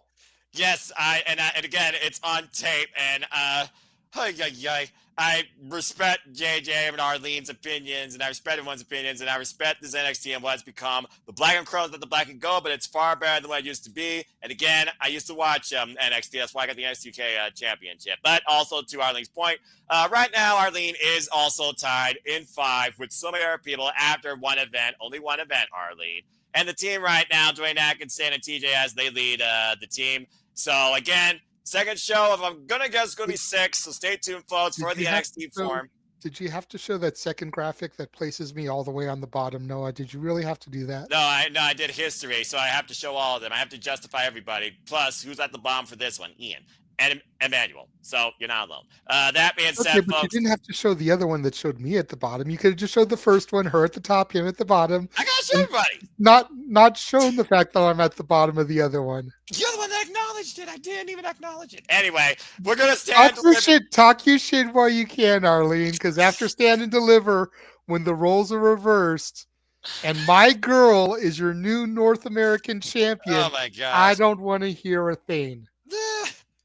And again, folks, I don't know if these two will be here for this further promo battle that we're getting. Much love to all of you. But stay tuned as I will be leading a city predicting for NXT Stand Deliver Thursday afternoon, 3 p.m. Eastern Standard Time. Oh, good Lord. Okay, that being said, let's go ahead and move on into what I believe justifiably should be the semi-main. And even though she's not here, I'm going to let Natalie and Ash as Foss lead this one, and then you, of course, can follow suit as how fitting as we have 3 incredible female athletes here. So let's go ahead and talk about the WWE Women's World Championship triple threat match. It is the EST of WWE, Bianca Belair versus Mami, Rhea Ripley versus the Genius of the Sky, Io Sky, who of course won this title off Mami and punched her ticket to WrestleMania after Mami gave her this match and Bianca watched on from ringside. After Bianca endured emotional turmoil and physical abuse in wrestling in the Elimination Chamber and was able to punch her ticket to WrestleMania, we've seen the fallout, we've seen the tensions, we've seen the grief, the jealousy, we've also seen the ignoring of the champion versus the championship, which is what this really is about at the end of the day. And so Anna Pierce literally popped the blood vessel, said they were unprofessional. Fuck it, you 3 can fight out in a triple threat. We knew this was inevitable. All right, straight up, you guys know the formula by now. It's not math, but it might as well be buffer, fall person, winner, who leads with the gold, no disqualifications. And for those that don't know, Bianca Belair is undefeated at WrestleMania. And outside last year, every one of the other ones, it led to gold going in or leaving. And Mami's been the star since being Charlotte Flair at WrestleMania 39 with successful retentions of that title for practically a year. While Io Sky, of course, came in last year's WrestleMania as champion and lost. And probably has been the biggest afterthought. Disrespectful. Okay. Ash, Natalie, and JJ, it's on you 3. Indeed. Who do you have leaving the WWE Women's World Champion? All right. Well, our Canadian buddy Shadow Batash says, and I quote, Io Sky's been overlooked. Therefore, I believe she is retaining. An argument can be made that the tension between Ripley and Belair is heated enough that the feud doesn't need the title. Io retains. Never underestimate the tiny. The tiny. All right. Now, my daughter, any guesses who she's got? Oh, Lord. Arlene? Rhea. Believe it or not, my daughter is actually agreeing with Ash and has the Genius of the Sky, Io. She turned her back on Mami? Well, in all fairness, I did discover the last time that she's kind of got a little bit of heat with Mami right now because her boyfriend thinks Mami's hot. So, you know, the mind of a 16-year-old, if her boyfriend thinks Mami's hot, that's enough to cause some drama right there. So, hey, that's the risk you take in a real-world relationship, that you make your partner a wrestling fan, especially in a male-dominated business. So, Natalie, sorry, girl, if that's the case. Continue. As for me, I disagree with Ash. I disagree with Natalie.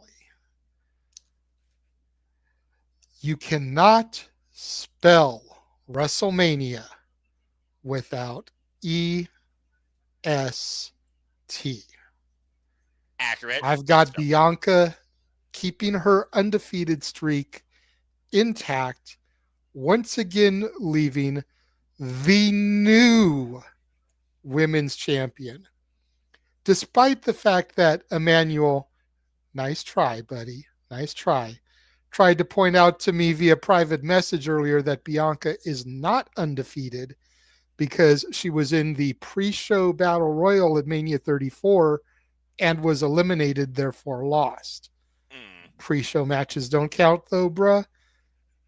And I do believe she was still part of the NXT roster at that point, so the argument could still be made that she's been undefeated at Mania since making the move up to the main roster. And you would be correct. However you want to slice it. That was an NXT showcase for my NXT. So that is correct. Continue. So, but pre-show matches don't count because they're not part of the PLE.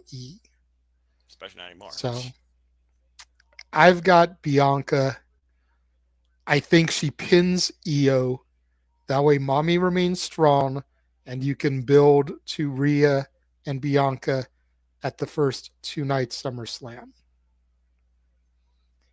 If not, Evolution 2 in July, if in fact that happens. Because that's a great marquee match for that show as well. Yeah, I'm about to say, that really comes down to whether or not, of course, that is also made official by WWE. I think if it's going to happen, there was heavy rumor that it was going to be announced before Mania. If it was going to happen, I say fuck that. Announce that on the Raw after Mania. Let that be the night that you announce it. I like because Raw after Mania is always supposed to be that spectacle anyway. It's New Year's Day. It's the start of a new calendar year in WWE programming. Let that be the night that you announce it. Yeah, fair enough. And this match is brought to you by Gino, who is in the chat there. Go follow him on YouTube. Also a great friend of the No DQ reviews. Of course, he's in that triple threat dance with No DQ, with Virtue and Colin. Again, good luck to Gino. All right. Well, that being said, well said, JJ, and thank you, Natalie Nash. So we have Io Sky and Bianca Belair, but with the man on the air, we have the EST of WWE becoming the new WWE Women's Champion. Again, marquee match for a world title. Everyone gets to speak their mind. We're going to go around counterclockwise. Walter, you're next. Who you got on this triple threat dance? I think Ash and Natalie were right. It's exactly what I was going to say. There's a reason they kept overlooking Io Sky. She's going to pull it out, and they can change the wording when they talk about Bianca in the future, and they could just say she's undefeated in single matches. You could always just say it like that because she lost, yes, because it was a triple threat, but you know how they are. They'll just say she's undefeated in single matches or something like that. Yeah, of course. Or they'll say she's never been pinned or made to submit at WrestleMania. Yeah, exactly. So I really think there's a reason, like I brought it up earlier, there's a reason The Rock wore a New Japan shirt. They're telling telling the people they respect the Japanese culture and they respect the Japanese wrestlers. And if they're trying to make a deal with New Japan and sweep the rug from under AEW, they're going to have Io go here and show it. And unfortunately, we're probably going to see another resurgence of Nakamura. They're going to try it again for the 1,800,000th time just to impress New Japan. Watch. Resurgence is in May. Can we not worry about that just yet? That's fair. We're in April, and I also know why he says that. Okay, so that's Bianca Belair, and that's Io Sky. Before we get to the Dominguez, let's go ahead and see what you guys said in the poll amongst the 31 of you, or if that number's changed. Nope, number hasn't changed yet. Again, folks, get your predictions in. They are final, 6:30 p.m. Eastern Standard Time, Saturday night. Of course, you know already to do the form because, again, I respect your religious traditions. Let's go ahead and see what everyone said here, shall we? We have, wow, this is quite a unique split. It is 45% majority in favor of the EST of WWE, Bianca Belair. Runner-up is Mami. Rhea Ripley at 32%. Io Sky, the current champion, is actually the lowest vote at 22%. So, that being said, Arlene, you're on the ballot next. Who do you got in this triple threat? It's like my brother had brought up earlier. I don't see a lot of titles changing hands. If they're not gonna do it with Tiffany and Charlotte, where they let Tiffany keep it, which I honestly don't think that's gonna be the case. That they're gonna get it to Charlotte. Boo, whatever. Moving on. Um, it's gonna be this match, but because I think they are gonna give it to Charlotte. Boo, moving on. I think Io's gonna retain. Nice We counter. can And actually agree on something, Arlene. When it comes to Charlotte, we agree. Nothing! Good grief. Okay. who's taking the pin? Mommy's gonna take the pin, and then they can say that, like when it comes to like technically Bianca wasn't pinned, so she's still technically not undefeated because she wasn't pinned. But Io Sky's winning because unless they change that outcome, which I hope they do, I'm praying to Jesus they do, but I don't see that they're gonna do it that way because they want me to have a sad, day that day. I think Aw. they're gonna have it's gonna Io's gonna retain, but unless they change that ending, I don't see both women titles changing. So one of them's gonna retain, and I think in this case it's gonna be Io. As much as I hate Charlotte and I don't want her to win it, I think they're gonna give it to her. Anyways, You and me both, Arlene. bye. I See? have a feeling that I am gonna be Noah Foster coming on the air after seeing some dumbfounded, idiotic bullshit if Charlotte gets the title. You're gonna Especially, hear me go on a Noah Foster rant like you hear during karaoke. Oh dear. especially if she like Tiffany Strata hugs her like Asuka hugged her when she defeated her undefeated streak. I was so freaking We like don't talk about you that. were. We don't talk about that. We don't I talk know, about because that. Asuka's my favorite. She was the one that got me into NXT. My brother was like, sorry, what? Like my brother could attest to this. Asuka was what brought me in to NXT. Oh Her wow. promo with Ember Moon, when she basically said she works here and she's like, no, I know you, that you're actually a wrestler here. That cracked me up so much. I was like, oh my god, I love this woman. And it brought me in, and ever since then I've been watching NXT. And I like before, and I was there when she got called up to WWE and everything like that. So like Asuka's like The goat. my like one of my favorite wrestlers and like from NXT that got called up. I didn't watch when you like, or I kind of started watching it, but then I kind of like got off, but then like got brought back in because of Asuka. So just for me, like Fair. I don't want to relive that moment because that moment All made right. me pissed. All right. Well, Arlene, like I said, WrestleMania brings out the best and worst in people. And I will tell you this to try and ease your mind. A majority are praying the same thing as you, also in the forum, as I look at just that one for now from yesterday, because in favor of the champion, it is 65% for Tiffany to retain. So we will see what happens, and hopefully everybody the majority actually gets their well wish. We will see soon enough. But that being said, as far as this match goes, yes, Io Sky retaining. And funny enough, before I give it to Manuel, this title did not change hands last year, of course, as Mami, Rhea Ripley came in and beat the man, Becky Lynch. Why both were sick and one almost had a nervous breakdown. God bless both of them. And of course, last year, Io Sky came in as the WWE Women's Champion. That title did change hands, though, one-on-one action against Bayley. Do we follow the same suit with the titles versus the type of match, despite the fact both women's matches last year were singles? So that being said, Bianca Belair's undefeated mystique, Mami being on top, Io Sky getting her win back and proving that I'm the talking point versus both you bitches. Emmanuel, what you got to say regarding this triple threat? Who do you have? All I have to say is this: HBK, Triple H, Chris Benoit. Who was Ooh. who was ignored during that feud? Chris Benoit. That's Randy Orton versus John Cena versus Triple H. Who got ignored?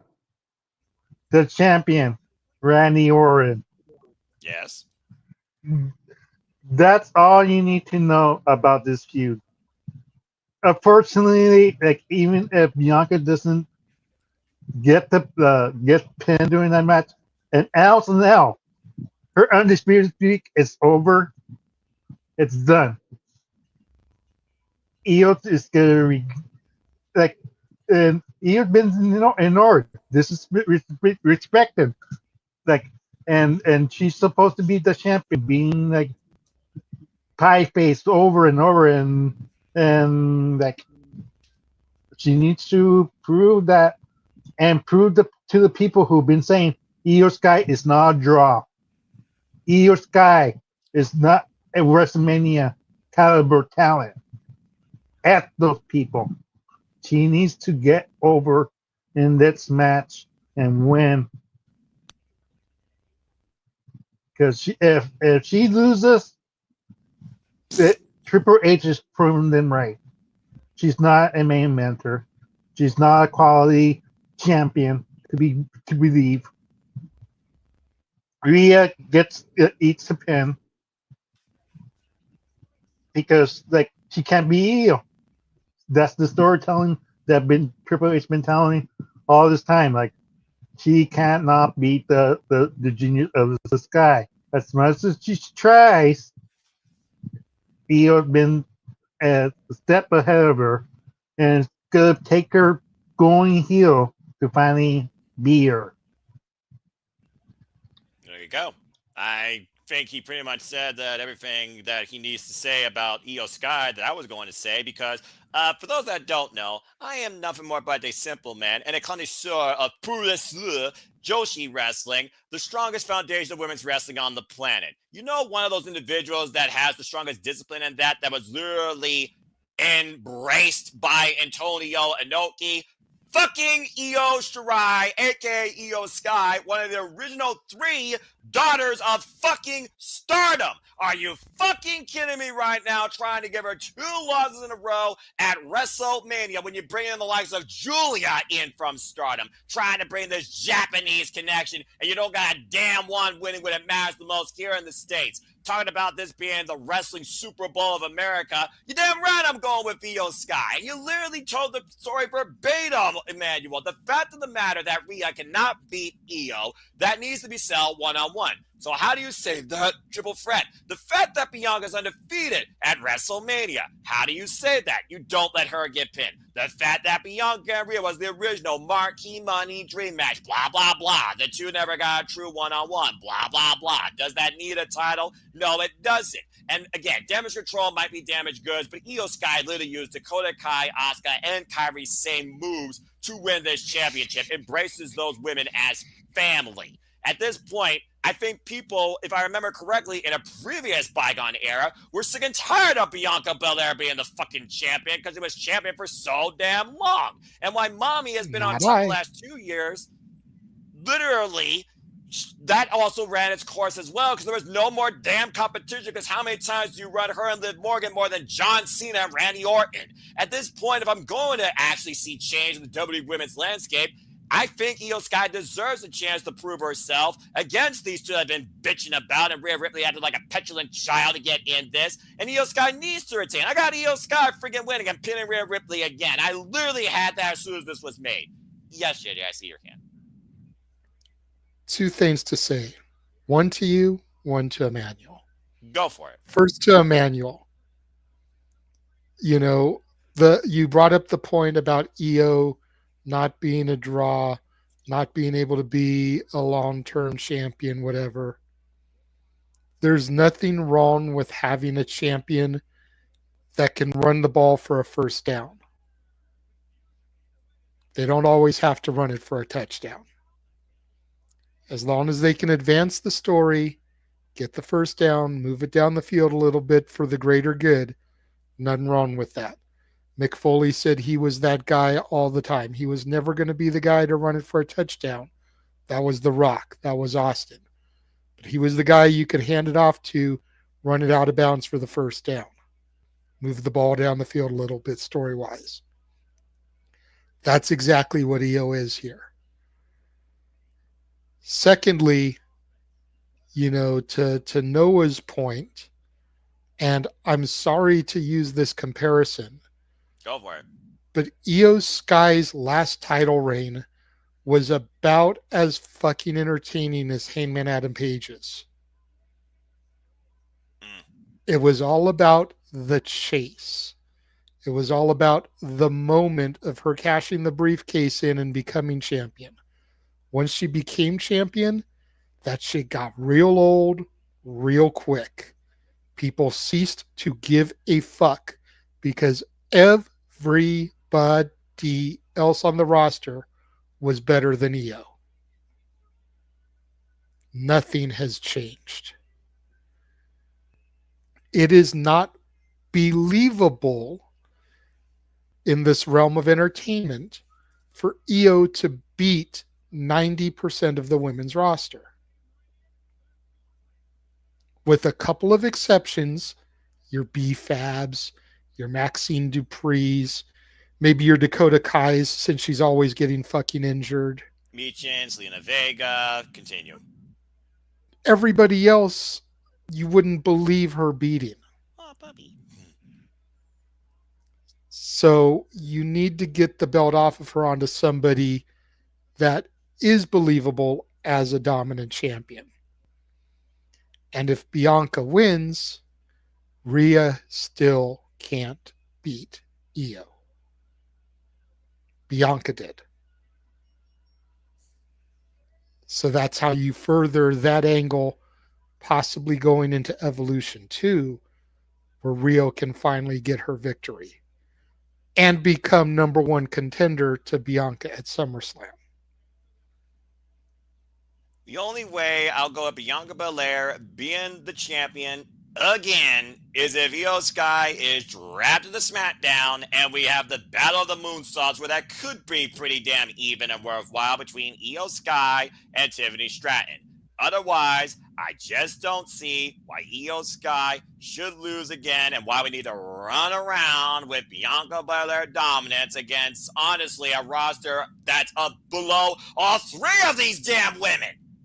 But if we get the heel turn out of Bianca that everybody wants, now you've got new opposition because now Bianca's a heel.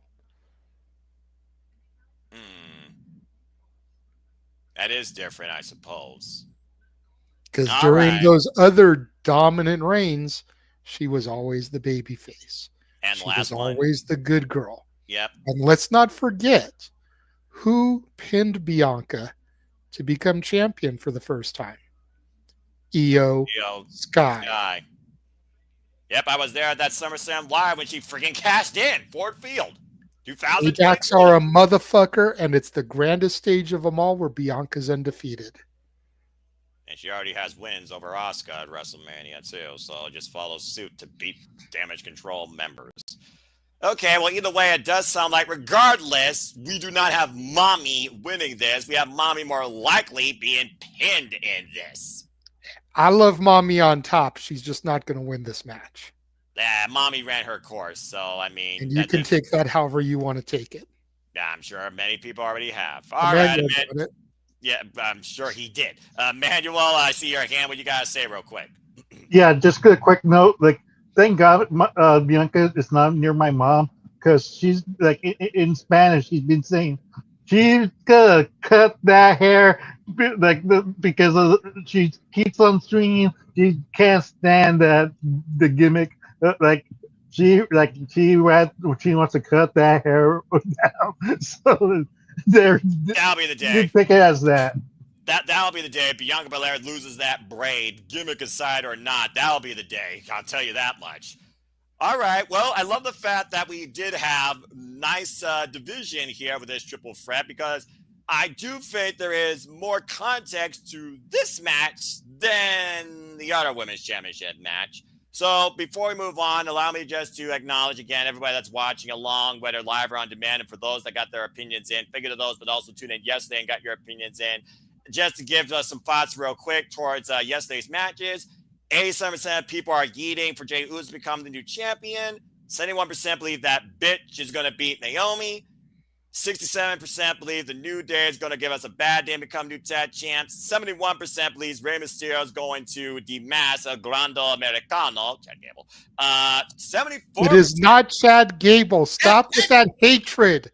No, We saw El Grande Americano get Big friggin- arrested with Chad Gable standing there. It is not the same person. For the replay, It's show not. the man at ringside Have when you- Chad Gable was Have you injected. ever seen Bruce Wayne and Batman in the same place? No, but that's different. Yes, you have.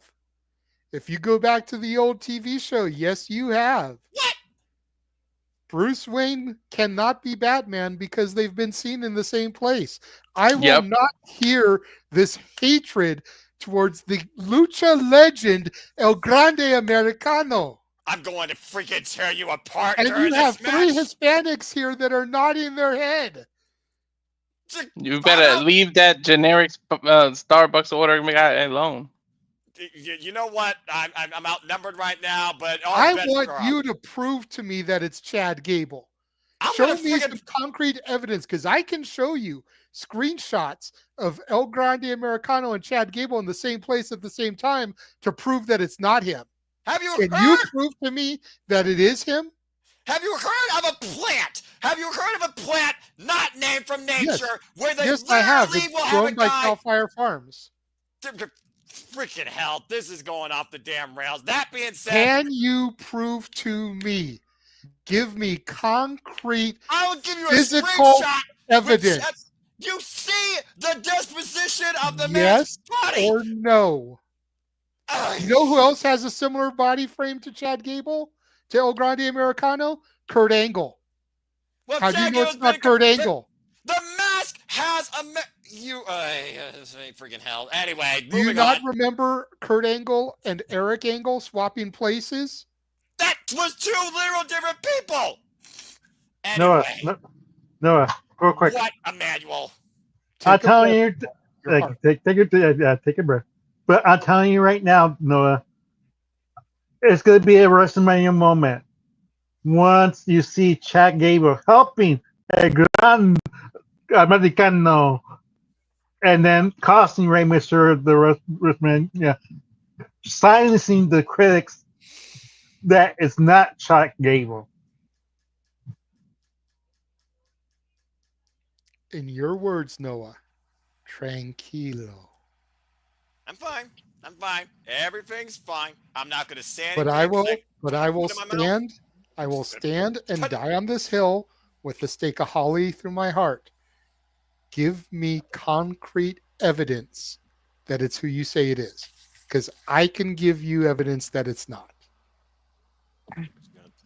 It's not what you know; it's what you can prove. All I know is come What I Saturday. know is it's Jada Parker's time, god damn it. I want her to win. Well, I all know she won't, but I want her to win, damn it. Especially after that promo tonight. Well, I'm that's a whole watching it right now. That's what's on. That's what made me say that, because they Well, that's just a whole showed her different- doing the my time thing. Well, that's a whole different conversation versus who I previously That'll called be a Thursday. That's a whole different conversation, considering who I previously called a GTA reject, who I think is going to still get wasted at Stand and Deliver, but not going to be 6 stars worth of wanted level either. But that being said, moving on to the 71% of you that's sensible like me that picked Rey Mysterio. You also, 75% of you picked Jacob Fatu to become the new United States champion. And again, as I cool down Arlene's nerves, Charlotte Flair's in the minority, as 65% of you picked Tiffany Stratton to retain her championship.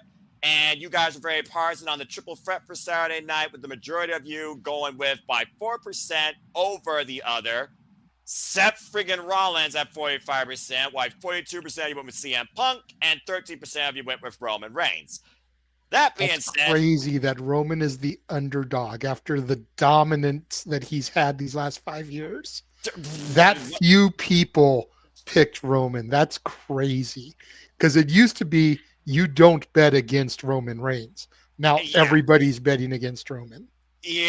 Exactly. And God help everybody on Tuesday, April the 22nd, if the tribal chief wins. Oh, Lord. Okay, well, that being said, we've had a lot of conversation, a lot of reactions, a lot of discussion, some rants, and also some constructive debating where no one wins the debate, but someone's going to finally close this damn case come Saturday, damn it. But let's go ahead and get down to some real business, shall we? Let's go ahead and talk about the match to end the whole shebang. For it all, for as we know it, for what's to come, let's go ahead and get into overall WrestleMania's true main event as Cody Rhodes is continuing history and John Cena looks to cease history forever. It is Cody Rhodes versus John Cena for the undisputed WWE Championship. 17 awaits, our kingdom continues to run. Let's fucking go, everybody. There is so much we can say about this versus what's happened and what's been said since the Elimination Chamber. Okay, straight up, we have followed Cody Rhodes' story for the last 2 years since returning home to WWE to get to this point where now he is the guy in WWE. Why everyone that is on this panel has followed John Cena since he was a Vanilla Ice Timu player, and he was the franchise for 2 decades plus. Selling his soul out to The Rock at the Elimination Chamber. We've heard both sides here speak their case and speak their resume. Why John Cena says, I build empires for billionaires, all you do is steal money from their kids. Damn, no lies detected. But John Cena, right now, he's no longer the captain. Cody Rhodes is. And Cody Rhodes spoke the legacy of the WWE through each championship, including the spinner.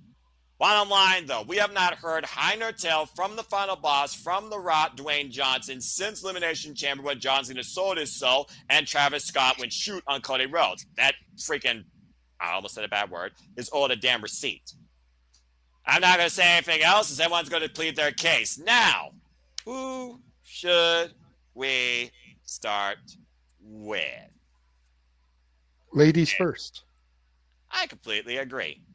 Arlene, you're the first one to set up the future of the WWE for the WWE Championship. Do you have Cody Rhodes retaining or John Cena winning, where it is truly the last time on the grandest stage of them all? Go ahead. Just like it was a long drive home in LA when Roman retained, it's going to be a long way home when Cena wins his 17th World Championship. I'm picking Cena. I honestly think that Cena needs to pick up his heelish thing. I want to touch something on what JJ said a while back when you guys were talking about the match that's getting inducted into the Hall of Fame, and which is the Bret Hart and Stone Cold match. Yes. And then how Bret walked in, the people cheering him, and Austin getting booed, and then flipping. When I asked JJ what, like, when they did a double turn, who's gonna get the most cheers? Who are the fans gonna want more? A 17 championship or another long, boring? Not, I don't think it's boring, but a lot of people. This is what I hear. Like I see on Twitter, they're over Cody's run. Like they're over it. It hasn't been a good title run or anything like that. So more fans are wanting to see John Cena win than Cody retain. The sad truth. He hasn't had any viable opponents. The fact that he hasn't been advertised anything after WrestleMania. John Cena has been announced for several. Then I thought about the match. I had watched to see because I had like it. I don't remember ever seeing the match, so I saw it, and I said, "What can WWE do to make John Cena?" And even then, I'm just like, I don't think they can. John Cena is so desperate, he could cheat and fans will cheer. And that's the sad part. That they don't care how John Cena gets the 17th. They just want him to get that 17th. That they can't even recreate that match to get even maybe a slight hope that maybe fans will get to have Cody. Cody can kick out a chair shot. Nothing. The fans are still not going to do it. A couple hair shots, nothing probably. I feel like whatever they do is not going to be successful. And that's the sad part. Cody Rhodes could be like Stone Cold and want to drag himself back and say, no, I don't need you guys' help. And fans still not cheer for him because that's how badly they want John Cena to be the champ. That all this pain, and I don't even think he's going to win. He's going to win, but because he's going to make him tap out, not because he tapped out, basically recreate what Austin did. He never tapped out. He passed out. And that's how John Cena wins. And fans are like, I don't care. He won it. Who cares? He won it. That's how you write Cody off to the sunset for a while. And then he's not around for a little bit. But fans are not going to care. Fans got their 17. They don't care. To me, it's just sad that, they could do whatever they could do. Like, what Brett and even more gruesome, even get Rock involved, even try to get Stone Cold. Even like I want them to end up like getting passed out to see if fans actually prove me wrong, where they don't share the fact that he's passed out and that's how John Cena win. I want to be proven wrong that that's not the case. But I don't think people who really want the 17 really are going to care. And I hope I'm proven wrong. But I want him to be basically put in a position where he doesn't even tap out. He just passes out and they call the match. And that's how John Cena wins. I want to see what fans do when John Cena couldn't make him tap out. The only reason why he won the championship was because Cody was unconscious. I want to see whether people are cheering, more people cheering, or whether they're like gonna gain respect for Cody. Either way, I feel like WWE gonna do it because people care more about the 17th championship than what this man did. Even though he didn't tap out, they wouldn't care. And I hope I'm proven wrong. That's all I have to say. Well then. Okay. Sheesh. Well, if it helps you, here's what 31 people are saying. So again, you are in the majority, but a very small margin, as this is probably the most closest 50-50 match on the entire WrestleMania card. 54% right now in favor of John Cena, while 45 do have Cody Rhodes. It's one of those things looking at the aspect of both men's careers and Cody Rhodes refusing to go heel, both here in AEW. And, of course, John Cena going heel for the first time after he wanted to go heel back in 2012. It is a unique paradigm shift when you look at the wrestling landscape. But also, we know that we've seen the countdown since Bad Blood.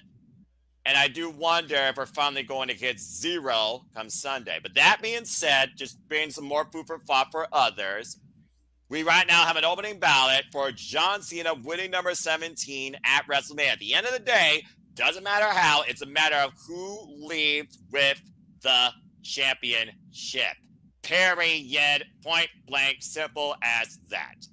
That being said, I think it's only fitting that I go CrossFit. So we're going to go ahead now to the Renegade of Wrestling, JJ Williams. And this match brought to you by Jeff Meacham, Falcon, Meach's Musing. And, of course, Jeff will be joining me and JJ for this one match only on a special 3-person call, considering the history of this story, particularly with both men here and the legacies of them in WWE and in wrestling. JJ, what do you guys say regarding this match? And do you have anything that you agree or disagree with Arlene's rebuttal about John Cena? And more importantly as well, what did Ash and Natalie say? Well, Natalie believes that wrestling has more than one royal family. She's going for the American Nightmare. Ash says, and I'm not going to lie, I popped when I saw this and read it, and I know Emmanuel is going to pray that at least part of this is true. She says, Cena gains number 17, and we don't see him until SummerSlam. I agree with half of her. Cena's getting number 17 here. But they're not going to pass up the opportunity to do Cena versus Orton at Backlash in St. Louis. They're not. We may not see Cena again until Backlash, but they're not going to pass that opportunity up. I can't to give us Cena Orton one more time in Orton's home. But the one thing in Arlene's dissertation that I find fault in is the fact that she's got Cody passing out, much like the WrestleMania 13 match. Because we've done that already. How did Cena win the chamber? Punk got curb stomped, put in the STF, he passed out. Correct. Punk didn't tap, Punk wasn't pinned. Nope. We've already played that portion of WrestleMania 13. That's how we got here. So they're not going to replay that at Mania. The double turn, still think is a possibility. But Cena's going to get number 17 here. Much like I said in regard to Io, Cody's title reign has been kind of like Hangman Adam Page's. This time, it's not Cody's fault. When you take the championship off of a man in April and he does not return until August, and your entire winning the championship has been built around a storyline involving this man, your title reign has already lost heat before it could really begin. Because a third of your title run has been surrounding a man who you couldn't see and wasn't John Cena.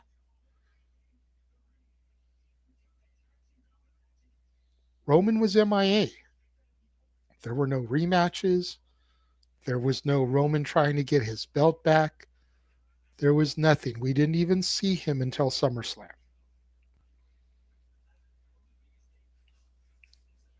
It's hard to have a championship run when the dude you beat isn't there. They fucked Cody right from the jump.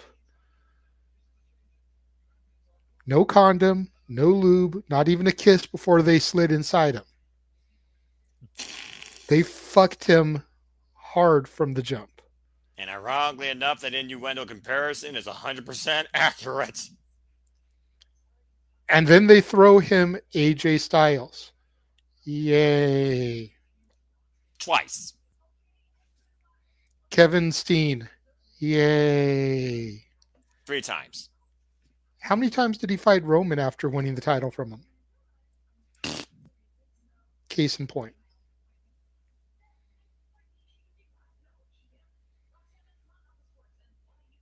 All right. And for those that don't know, Backlash, of course, will be from, again, the hometown of the Vibrant Randy Orton. We will be covering that here at Studios. That is Saturday, May 10th on the Peacock. So please stay tuned for more on that. All righty. Well, again, going cross order, we're back now to Mr. Reliable. So, Walter, go ahead and give your thoughts towards this. I mean, it is one of those things where we talk about the chase versus the capture. We were literally on the edge of our seats with an Avengers Infinity Warfare unfolding to us in what I believe is the second longest match in WrestleMania history, if not the longest. I have to look at both times from last year. But it is also one of those things where we talk about Cody's unwavering will, unwavering spirit, preserving history, and refusing to go heel against the fan base. Why John Cena, he literally is at this point like, I'm going to get this no matter what. And at this point, this WWE universe, the wrestling fan base, they're not going to boo this man. They're going to eat it because you don't really boo a heel anymore. It feels like you embrace it. And it does feel like the people want to embrace John Cena winning this. It almost feels like if they didn't do those first promos across the pond, that they probably wouldn't have had the same impact here in America based on this audience. So I do think that there is going to be something else to drive this home on SmackDown, and maybe we'll even get a tease of the final boss. But right now, it does seem to justify that John Cena should be the one you should pick to win. But that being said, Walter, what do you have to say regarding this? And good luck in Mario Party, and good luck in this. I think Cena was the ultimate good guy for so long that that's what it's going to take to get to his 17th. I think it's a better told story. He went heel and he still couldn't capture it. And he said he wants to retire and leave with that title. I feel like he's going to do that, but the roles are going to be reversed. He's going to go back to face, finally do that, retire as the champion, and it'll always be in everybody's mind that he was the GOAT and a face, and everybody loved it when he finally wins that 17th, and then he rides off into the sunset, which I know that would mean that now the title's vacant. Who's the winningest champion ever in history of any company? Vacant has more title runs than anybody, but you're going to end up having to do that again in some kind of tournament or something's going to happen, which I know, damn, too many tournaments, but I mean, maybe bring King of the Ring back for that and make it actually mean fucking something, because they screwed that event up. I think that's supposed to actually be happening again this year too. I think they canceled it because of the Saudi Arabia thing. Oh, okay. Continue. But I'm not sure though. But yeah, I think Cena wins his 17th when he goes back face and he just retires with that title on his shoulder or around his waist. So I'm gonna say Cody retains for now. Wow. All right. Okay, well, there's a reason why I say this man for last, and again, you are going to be there live to witness it. So again, good luck. Emmanuel, John Cena, or Cody Rhodes, who leads with the WWE Championship. And yes, the Fed, I will remove the Undisputed because there are 2 titles. Even if the other one's classified as B, there is still 2 definitive titles in WWE. WWE, again, get your wording right, damn it. And I didn't even have to say it silent this time. Emmanuel, it's on you to close it out before we go into further discussion if need be. Who do you have leaving with the championship? John Cena or Cody Rhodes? I agree with Walter, but I disagree with Walter. At this point of the stage, I think if you're a John Cena fan, you don't care how he gets this 17th title. Heel or face. Rock is going to be the biggest idiot if he says he's the guy and loses. The last image that we saw, Cena got laid out with 1 crossword. 1. Roman Reigns needed 5 crossroads in WrestleMania 40. That's fair. To get the 1, 2, 3. And just a fun fact. John Cena to Austin Theory. And we're supposed to believe this guy is going to be Cody Rhodes. To be fair, as JJ pointed out in a previous match, that was the Vince McMahon regime. It doesn't matter what era John Cena lost to Austin Theory. And where's Austin Theory right now? It doesn't matter. But it'll always be on the record, Noah, that just like The Miz defeated John Cena in WrestleMania 27, even though it was in the Vince era, on the paper it says Miz defeated John Cena in WrestleMania. I still hold that as one of the worst WrestleManias ever, but that's a whole different conversation. Continue. But yeah, you see what I'm trying to say. Like I'm trying to pull the teeth that I want to say those words because it's gonna hurt me. It's like gonna be a nightmare. But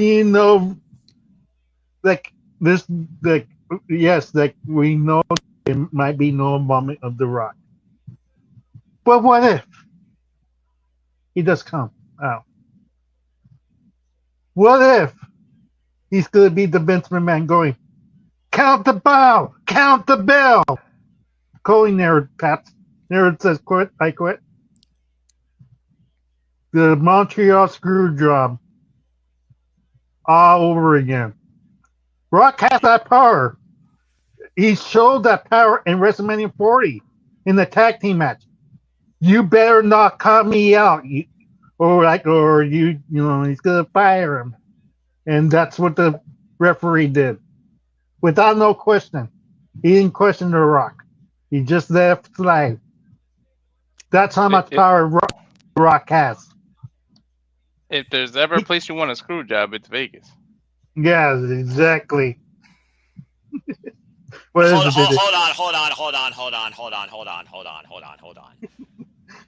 Damn it, Walter, you fucking idiot! Continue. But And in fact, there's a different match brought to us by Dude Wipes. Continue.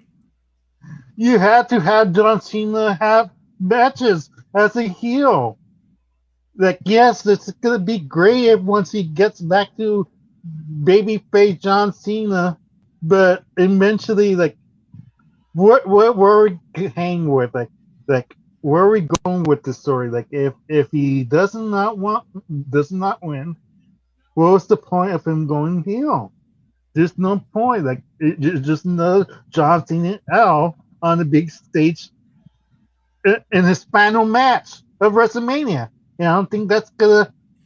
I don't think that's in the plans. John Cena needs to get that W in his last WrestleMania. Yes, I know you want to go give wins to the opponent and push and elevate the younger talent, but there's more story, more money if there's a John Cena championship.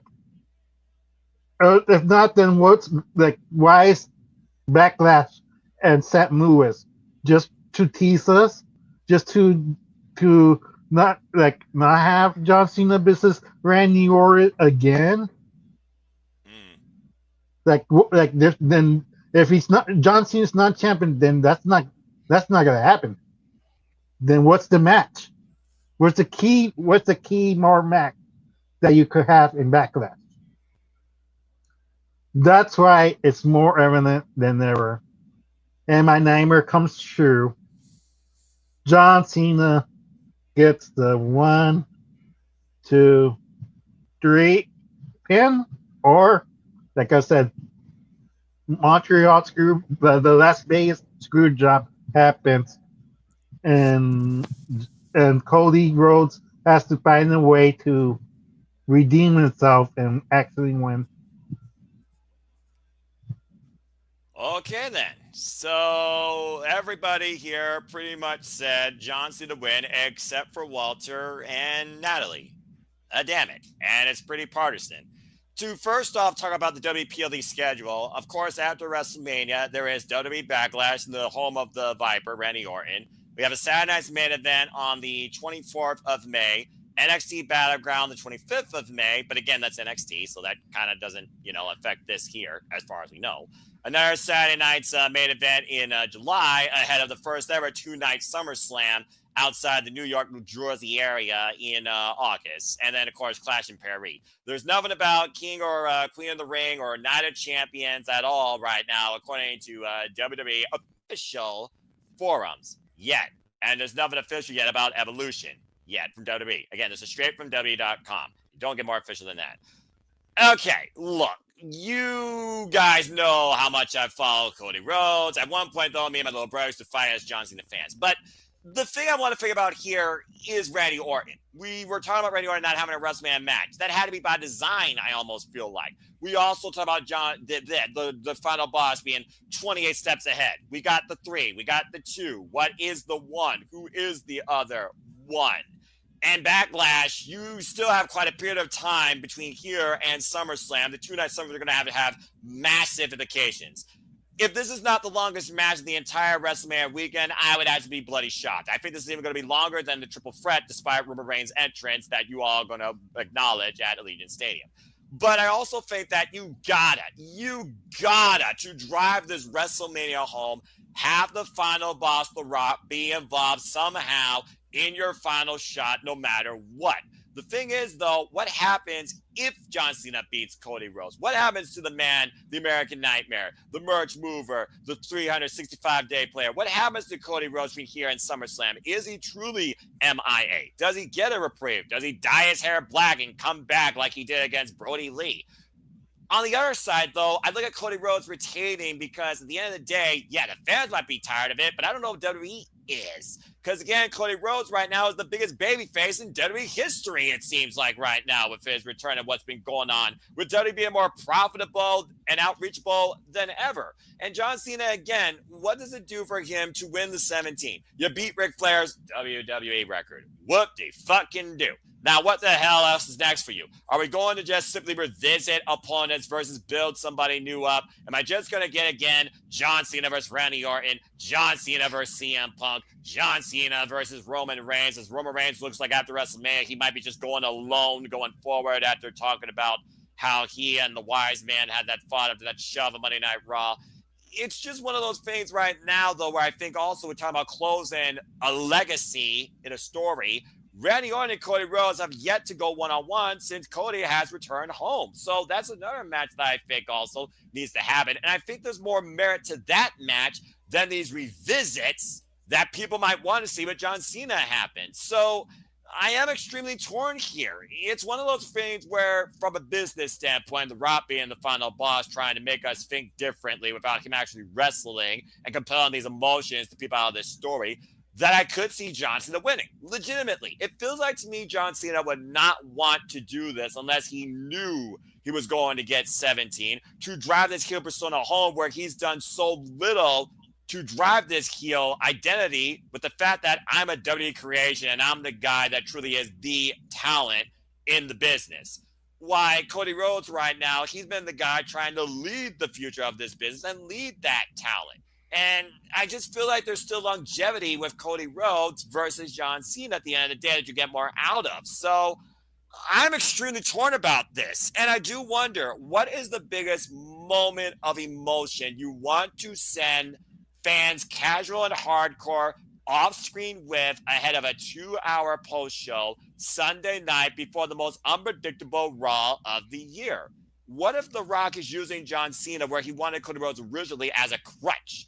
What if John Cena is not necessarily the final boss's secret weapon? We talked about it again. That was the 2. What if he's not the one? And then again, who is the one? I think for right now, because again, we have not seen SmackDown, I gotta imagine there's going to be one more face-to-face that's going to get physical, that's going to change our minds. I'm going to go with, God bless it, I'm going to go with Cody Rhodes. I just think they're going to do Cody Rhodes and Randy Orton right now at this point, because I do think John Cena, regardless of result, we're not going to see again until SummerSlam as The Rock regroups his game plan. And I think we're going to get more of The Rock showing up between that time versus John Cena teasing a return in mind. So right now, I just think that Cody Rhodes holding on to it makes more sense, because I don't think Cody Rhodes is ready to relinquish it. I don't think Cody Rhodes is ready for a break yet. I don't. So for the moment, I'm going to say that Cody Rhodes retains. I'm just not sure how at this point. And to justify what you all talked about last year, somehow, some way, you have to keep this, I think, as pure as a one-on-one as possible to justify either men, I think, winning in a way. So for now, I'm going to say Cody Rhodes retains, but I'm not sure in my judgment call yet, because again, I need to see that segment on SmackDown to give me something else to feed into my opinion. Does the final boss finally show up after Cody Rhodes dropped John Cena with, like you said, one crossrails?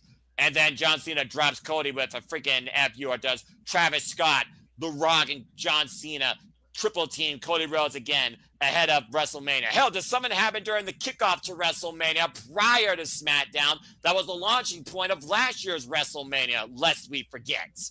But for now, I'm going to go with Cody Rhodes retaining, and I think in a way, if Cody Rhodes retains and faces Randy Orton at Backlash, that might be a way you drive Cody Rhodes for now away into sunset, because I can see a punt in the American Nightmare's future versus an FU keeping him down longer than, let's be honest here, a body press, a week, if not a month.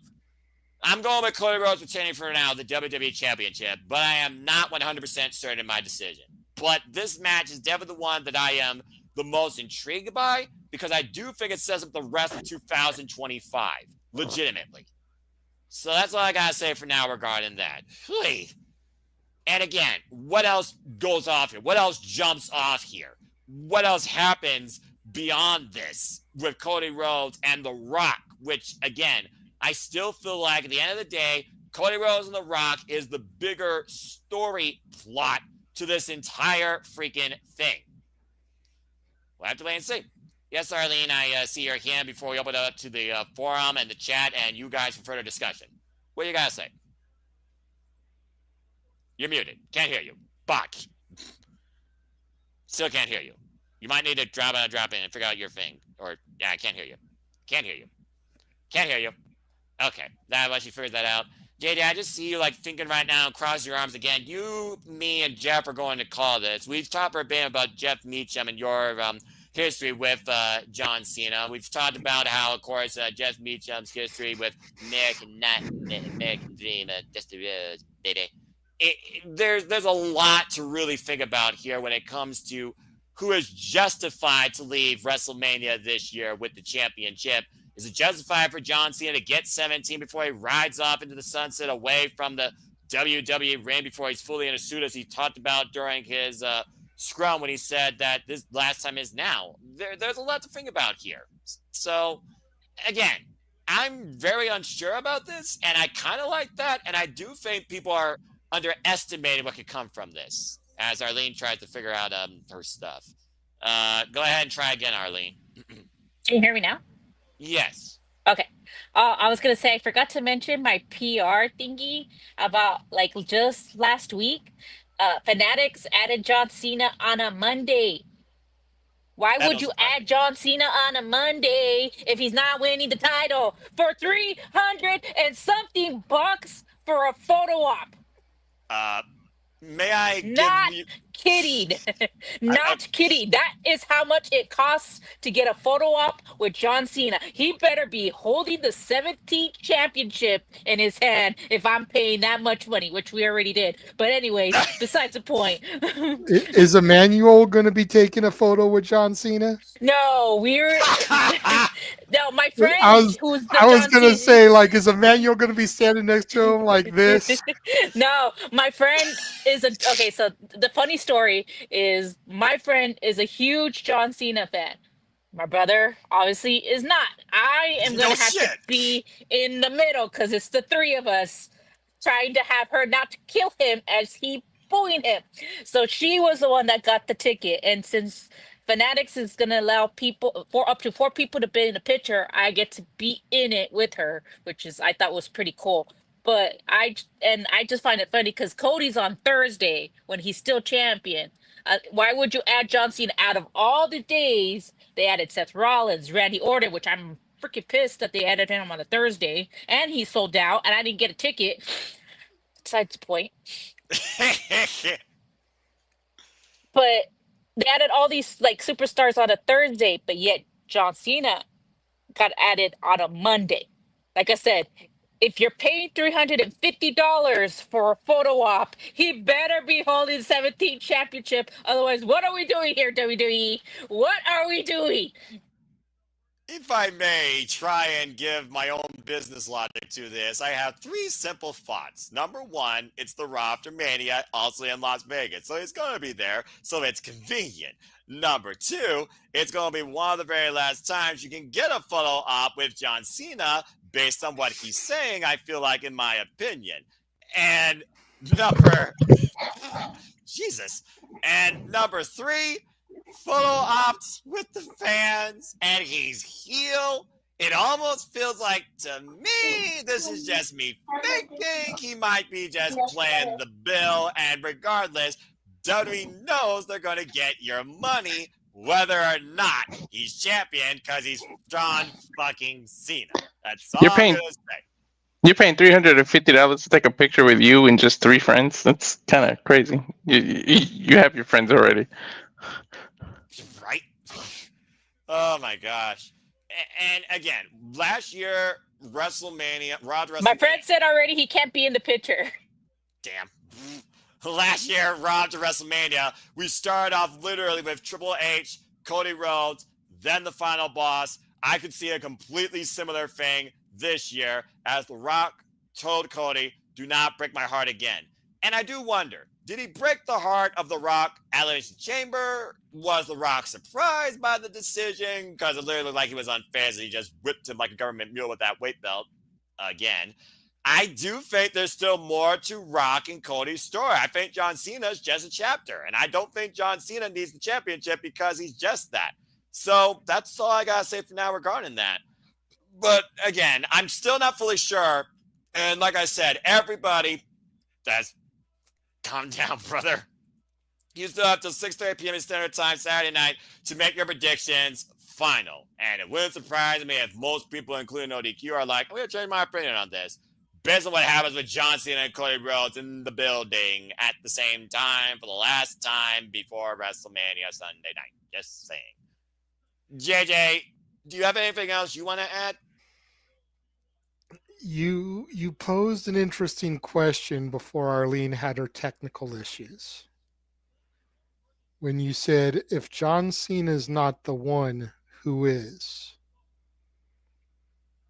Well, I believe that there's some family of the Rocks that used to say that you the twos and we the ones. That bloodline, the Inari family, hoy vey. So if you think back to the little scenario I posed yesterday, could be the one right there. Until we yeet again, maybe someone else sells their soul. That's family. And maybe this is how Gunther maybe does not underestimate Jay. Maybe this is the two-part cause and effect for WrestleMania weekend. A lot of thoughts, just saying, a lot of thoughts. I do think, regardless, we're going to find out what this means according to the final boss before the weekend ends. I really do. All right. Well, that being said, Walter is officially got a dip. And again, we thank the Rage of Wrestling, Walter Cruz. Get some sleep. And I think with that being said, folks, that's all we got to say for now. That's the entirety of WrestleMania this weekend. So again, what are your final opinions? What are your final thoughts? Do you see the final boss being involved here? Do we get 17? Or does Cody Rhodes retain and continue to be the captain and lead through this American dream that he's created?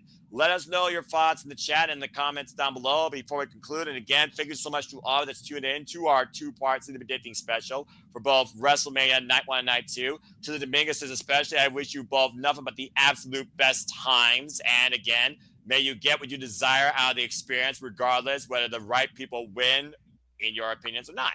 Let's go ahead and close this thing out with doing a little bit of shilling and then getting some sleep before we continue for the week where things are really going to kick the fuck off come, well, East Coast here Wednesday night with Dynamite and so much more.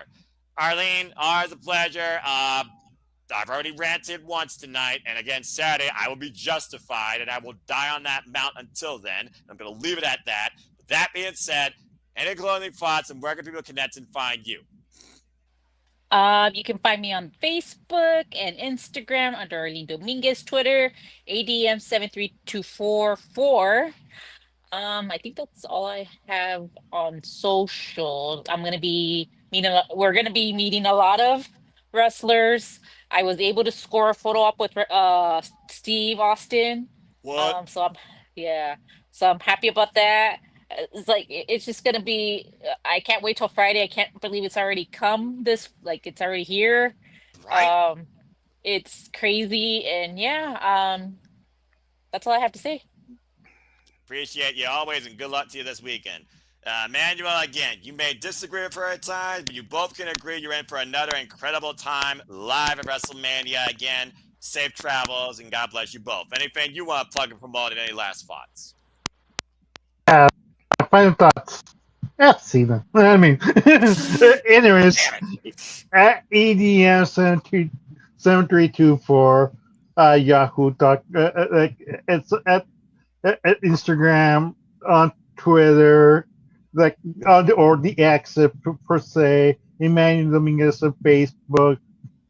If you want to know more of my hatred, why I hate John Cena, please super chat now. If not, I'm not gonna be arguing why I hate this man so much as a character. And JJ approves because he's copying for like that might hurt my hatred to John Cena. Thank you. I'm applauding the super chats. I'm all about the financial donations.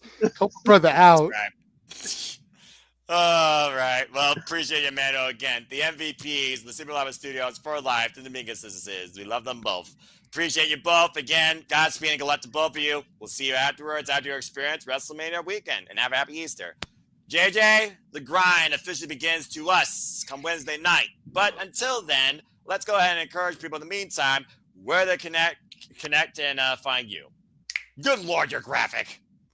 You can find me on Instagram, the Renegade JJ Williams, on YouTube, Casa D18 Studios, on X at ROWJJ Williams, and Casa D18 Studio. Casa D18 Studio is where you can find me participating in the spaces. If you want to throw up that graphic of the spaces schedules, bam, there you go. Tuesdays and Thursdays traditionally is TFZ, the Tribalism Free Zone. There will be no space for me this Thursday because of all the coverage we'll be covering. Wednesday is traditionally Walter's Simple Spaces. I believe he said there will be no Wednesday space this week either because we want to get as much rest as we can before the insanity ensues. Friday and Sunday, Rock and Rope. Saturday, Wrestling with Tism.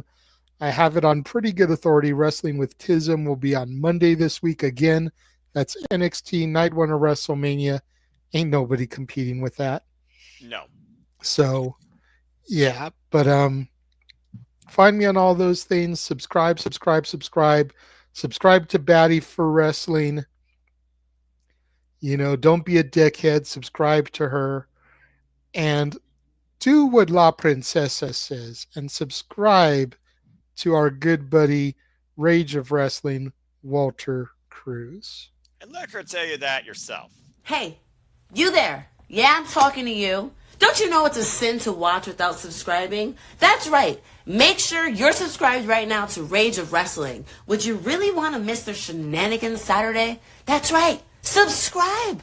And if you're on Twitch, which I know you are, because all the cool cats are, make sure you're also subscribing to SRS 1983. I mean, come on. What are you doing just watching? Make that commitment. Be a part of the 1%. The best at everything. Even I've done it. That's right. Subscribe now. Why? Because La Princesa said so. Don't make me repeat. Subscribe. Rage of Wrestling. Rage of Wrestling. Say it with me. YouTube now. Rage of Wrestling, subscribe on YouTube. And if you're on Twitch, you better subscribe to SRS 1983. Get it? Got it? Bueno.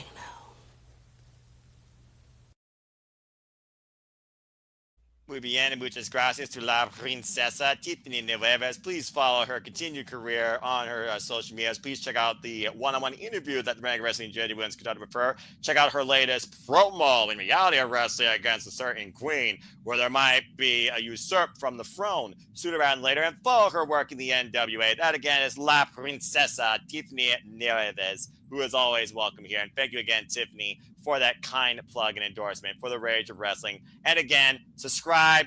Damn it, Walter, you're graphic too. Subscribe. It is truly as simple as that.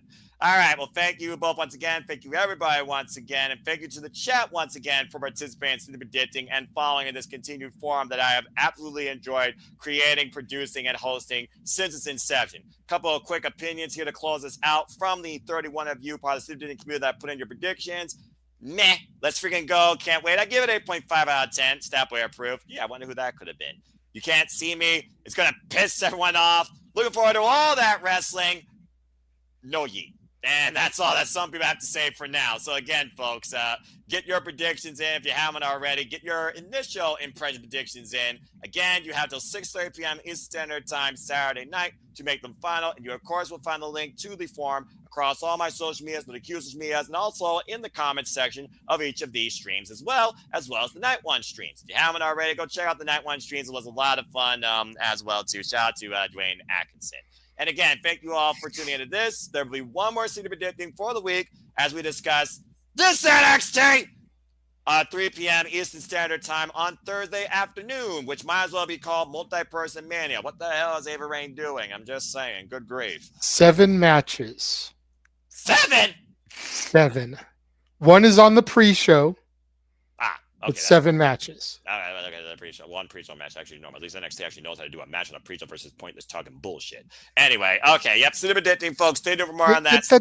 You know what? I don't want to hear about this talking bullshit when Big E can fucking show up for these 3-hour pre-shows, but he can't fucking show up to help his brothers in the New Day. I don't want to hear you try to justify any of this shit, Noah. All right, you know what? Whatever. In the New Day, hey, prove your worth. Actually prove you can do it on your own, and maybe actually you have some justification in your freaking disposition. Otherwise, shut the fuck up if you lose against the Warriors. How about that hot shit?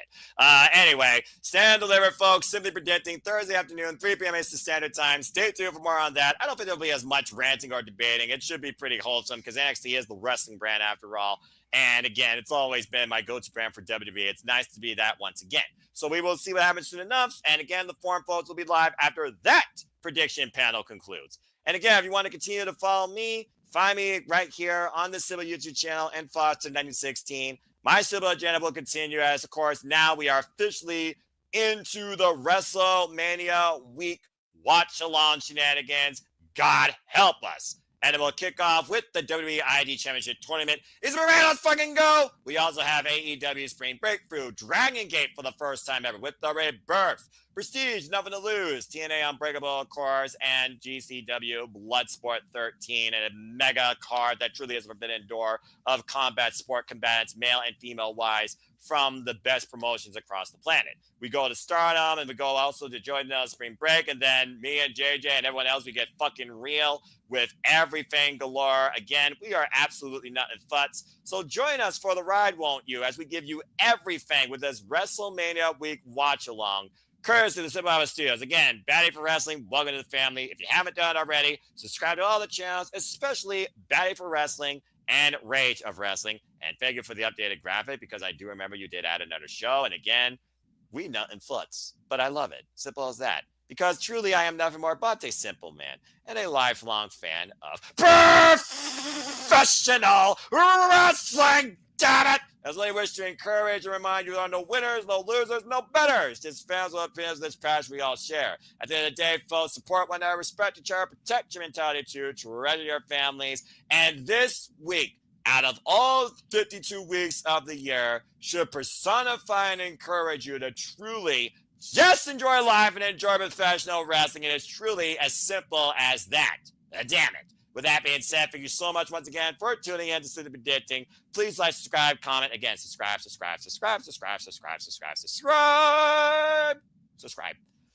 Tell a friend, hit the bell, know this video goes live or on demand on any of these channels here in the Super Viable Studios. And again, keep growing our communities. Our page is not laying up anytime soon. What's up, Arlene? I see your hand up real quick.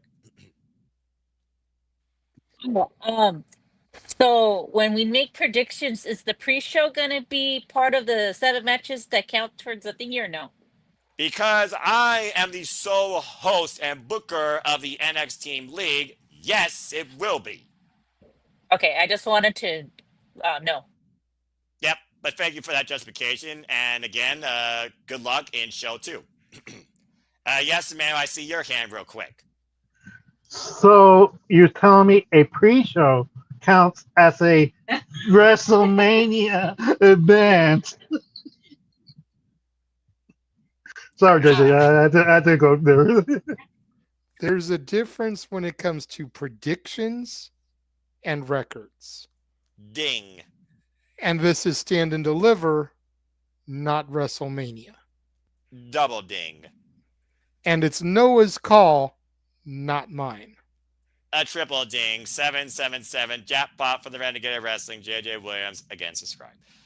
Yes, again, everything's official. When it comes to me, when I solely host the NXT leagues and the TNA leagues for that matter, still debating Unbreakable, but that will become more official and definitive as the week progresses, based on how my Thursday afternoon outlook is, and based also on the card, and based also on how long the predicting for NXT Stand Deliver is. So please stay tuned for more on that. But I also will make it definitively official. The next to the predicting for TNA is definitely going to count towards the league, and that will be Rebellion pay-per-view week. Date and time to be determined. But again, WrestleMania, that's what we're all about this week. Everyone focus on everything under the Mohegan sun, proverbially, because I know that casino's not out there. Focus, everybody, on WrestleMania week. Are you ready? Are you watching all this? Are you watching more of this? Support independent wrestling, damn it. Support wrestling. Love wrestling. Embrace it. Celebrate it. Teach others about it and how to guide them the right way to literally engage into it, whether for the first time or continuing to do so. Bring a casual in. Make them hardcore. Damn it, I demand it. Let's expand positivity in this professional wrestling community and celebrate the business while everything comes forward here in Las Vegas. God help everybody's wallets too, especially you two crazy yahoos. And again, folks, find me if you want at Fox1916 on the Twitter and on YouTube. So please stay tuned for more on that. And it looks like a speculative fun. We have a global post on Instagram, and it's a big one. And we will talk about this coming Saturday night, right after WrestleMania 41. Might be a free shenanigan conversation, as this man does keep up with the headlines. But I'm always one for seeing as believing, as I have no notifications and I don't scroll. And again, I don't know what it is, but I'm glad Safed is booking the shenanigans for me. I'm about to say, yeah, nice to have a person on the street, I guess. You must have hired a crew. But no, I didn't, but you know, it. Yeah. You know, some people like stay to in your lane, Safet. Love you, but stay in your lane. About to say, Safet, yeah, remember, he's the moderator. A certain individual needs to learn that, too, that does dumb and cool things on the internet. You know who you are, you crazy buffoon.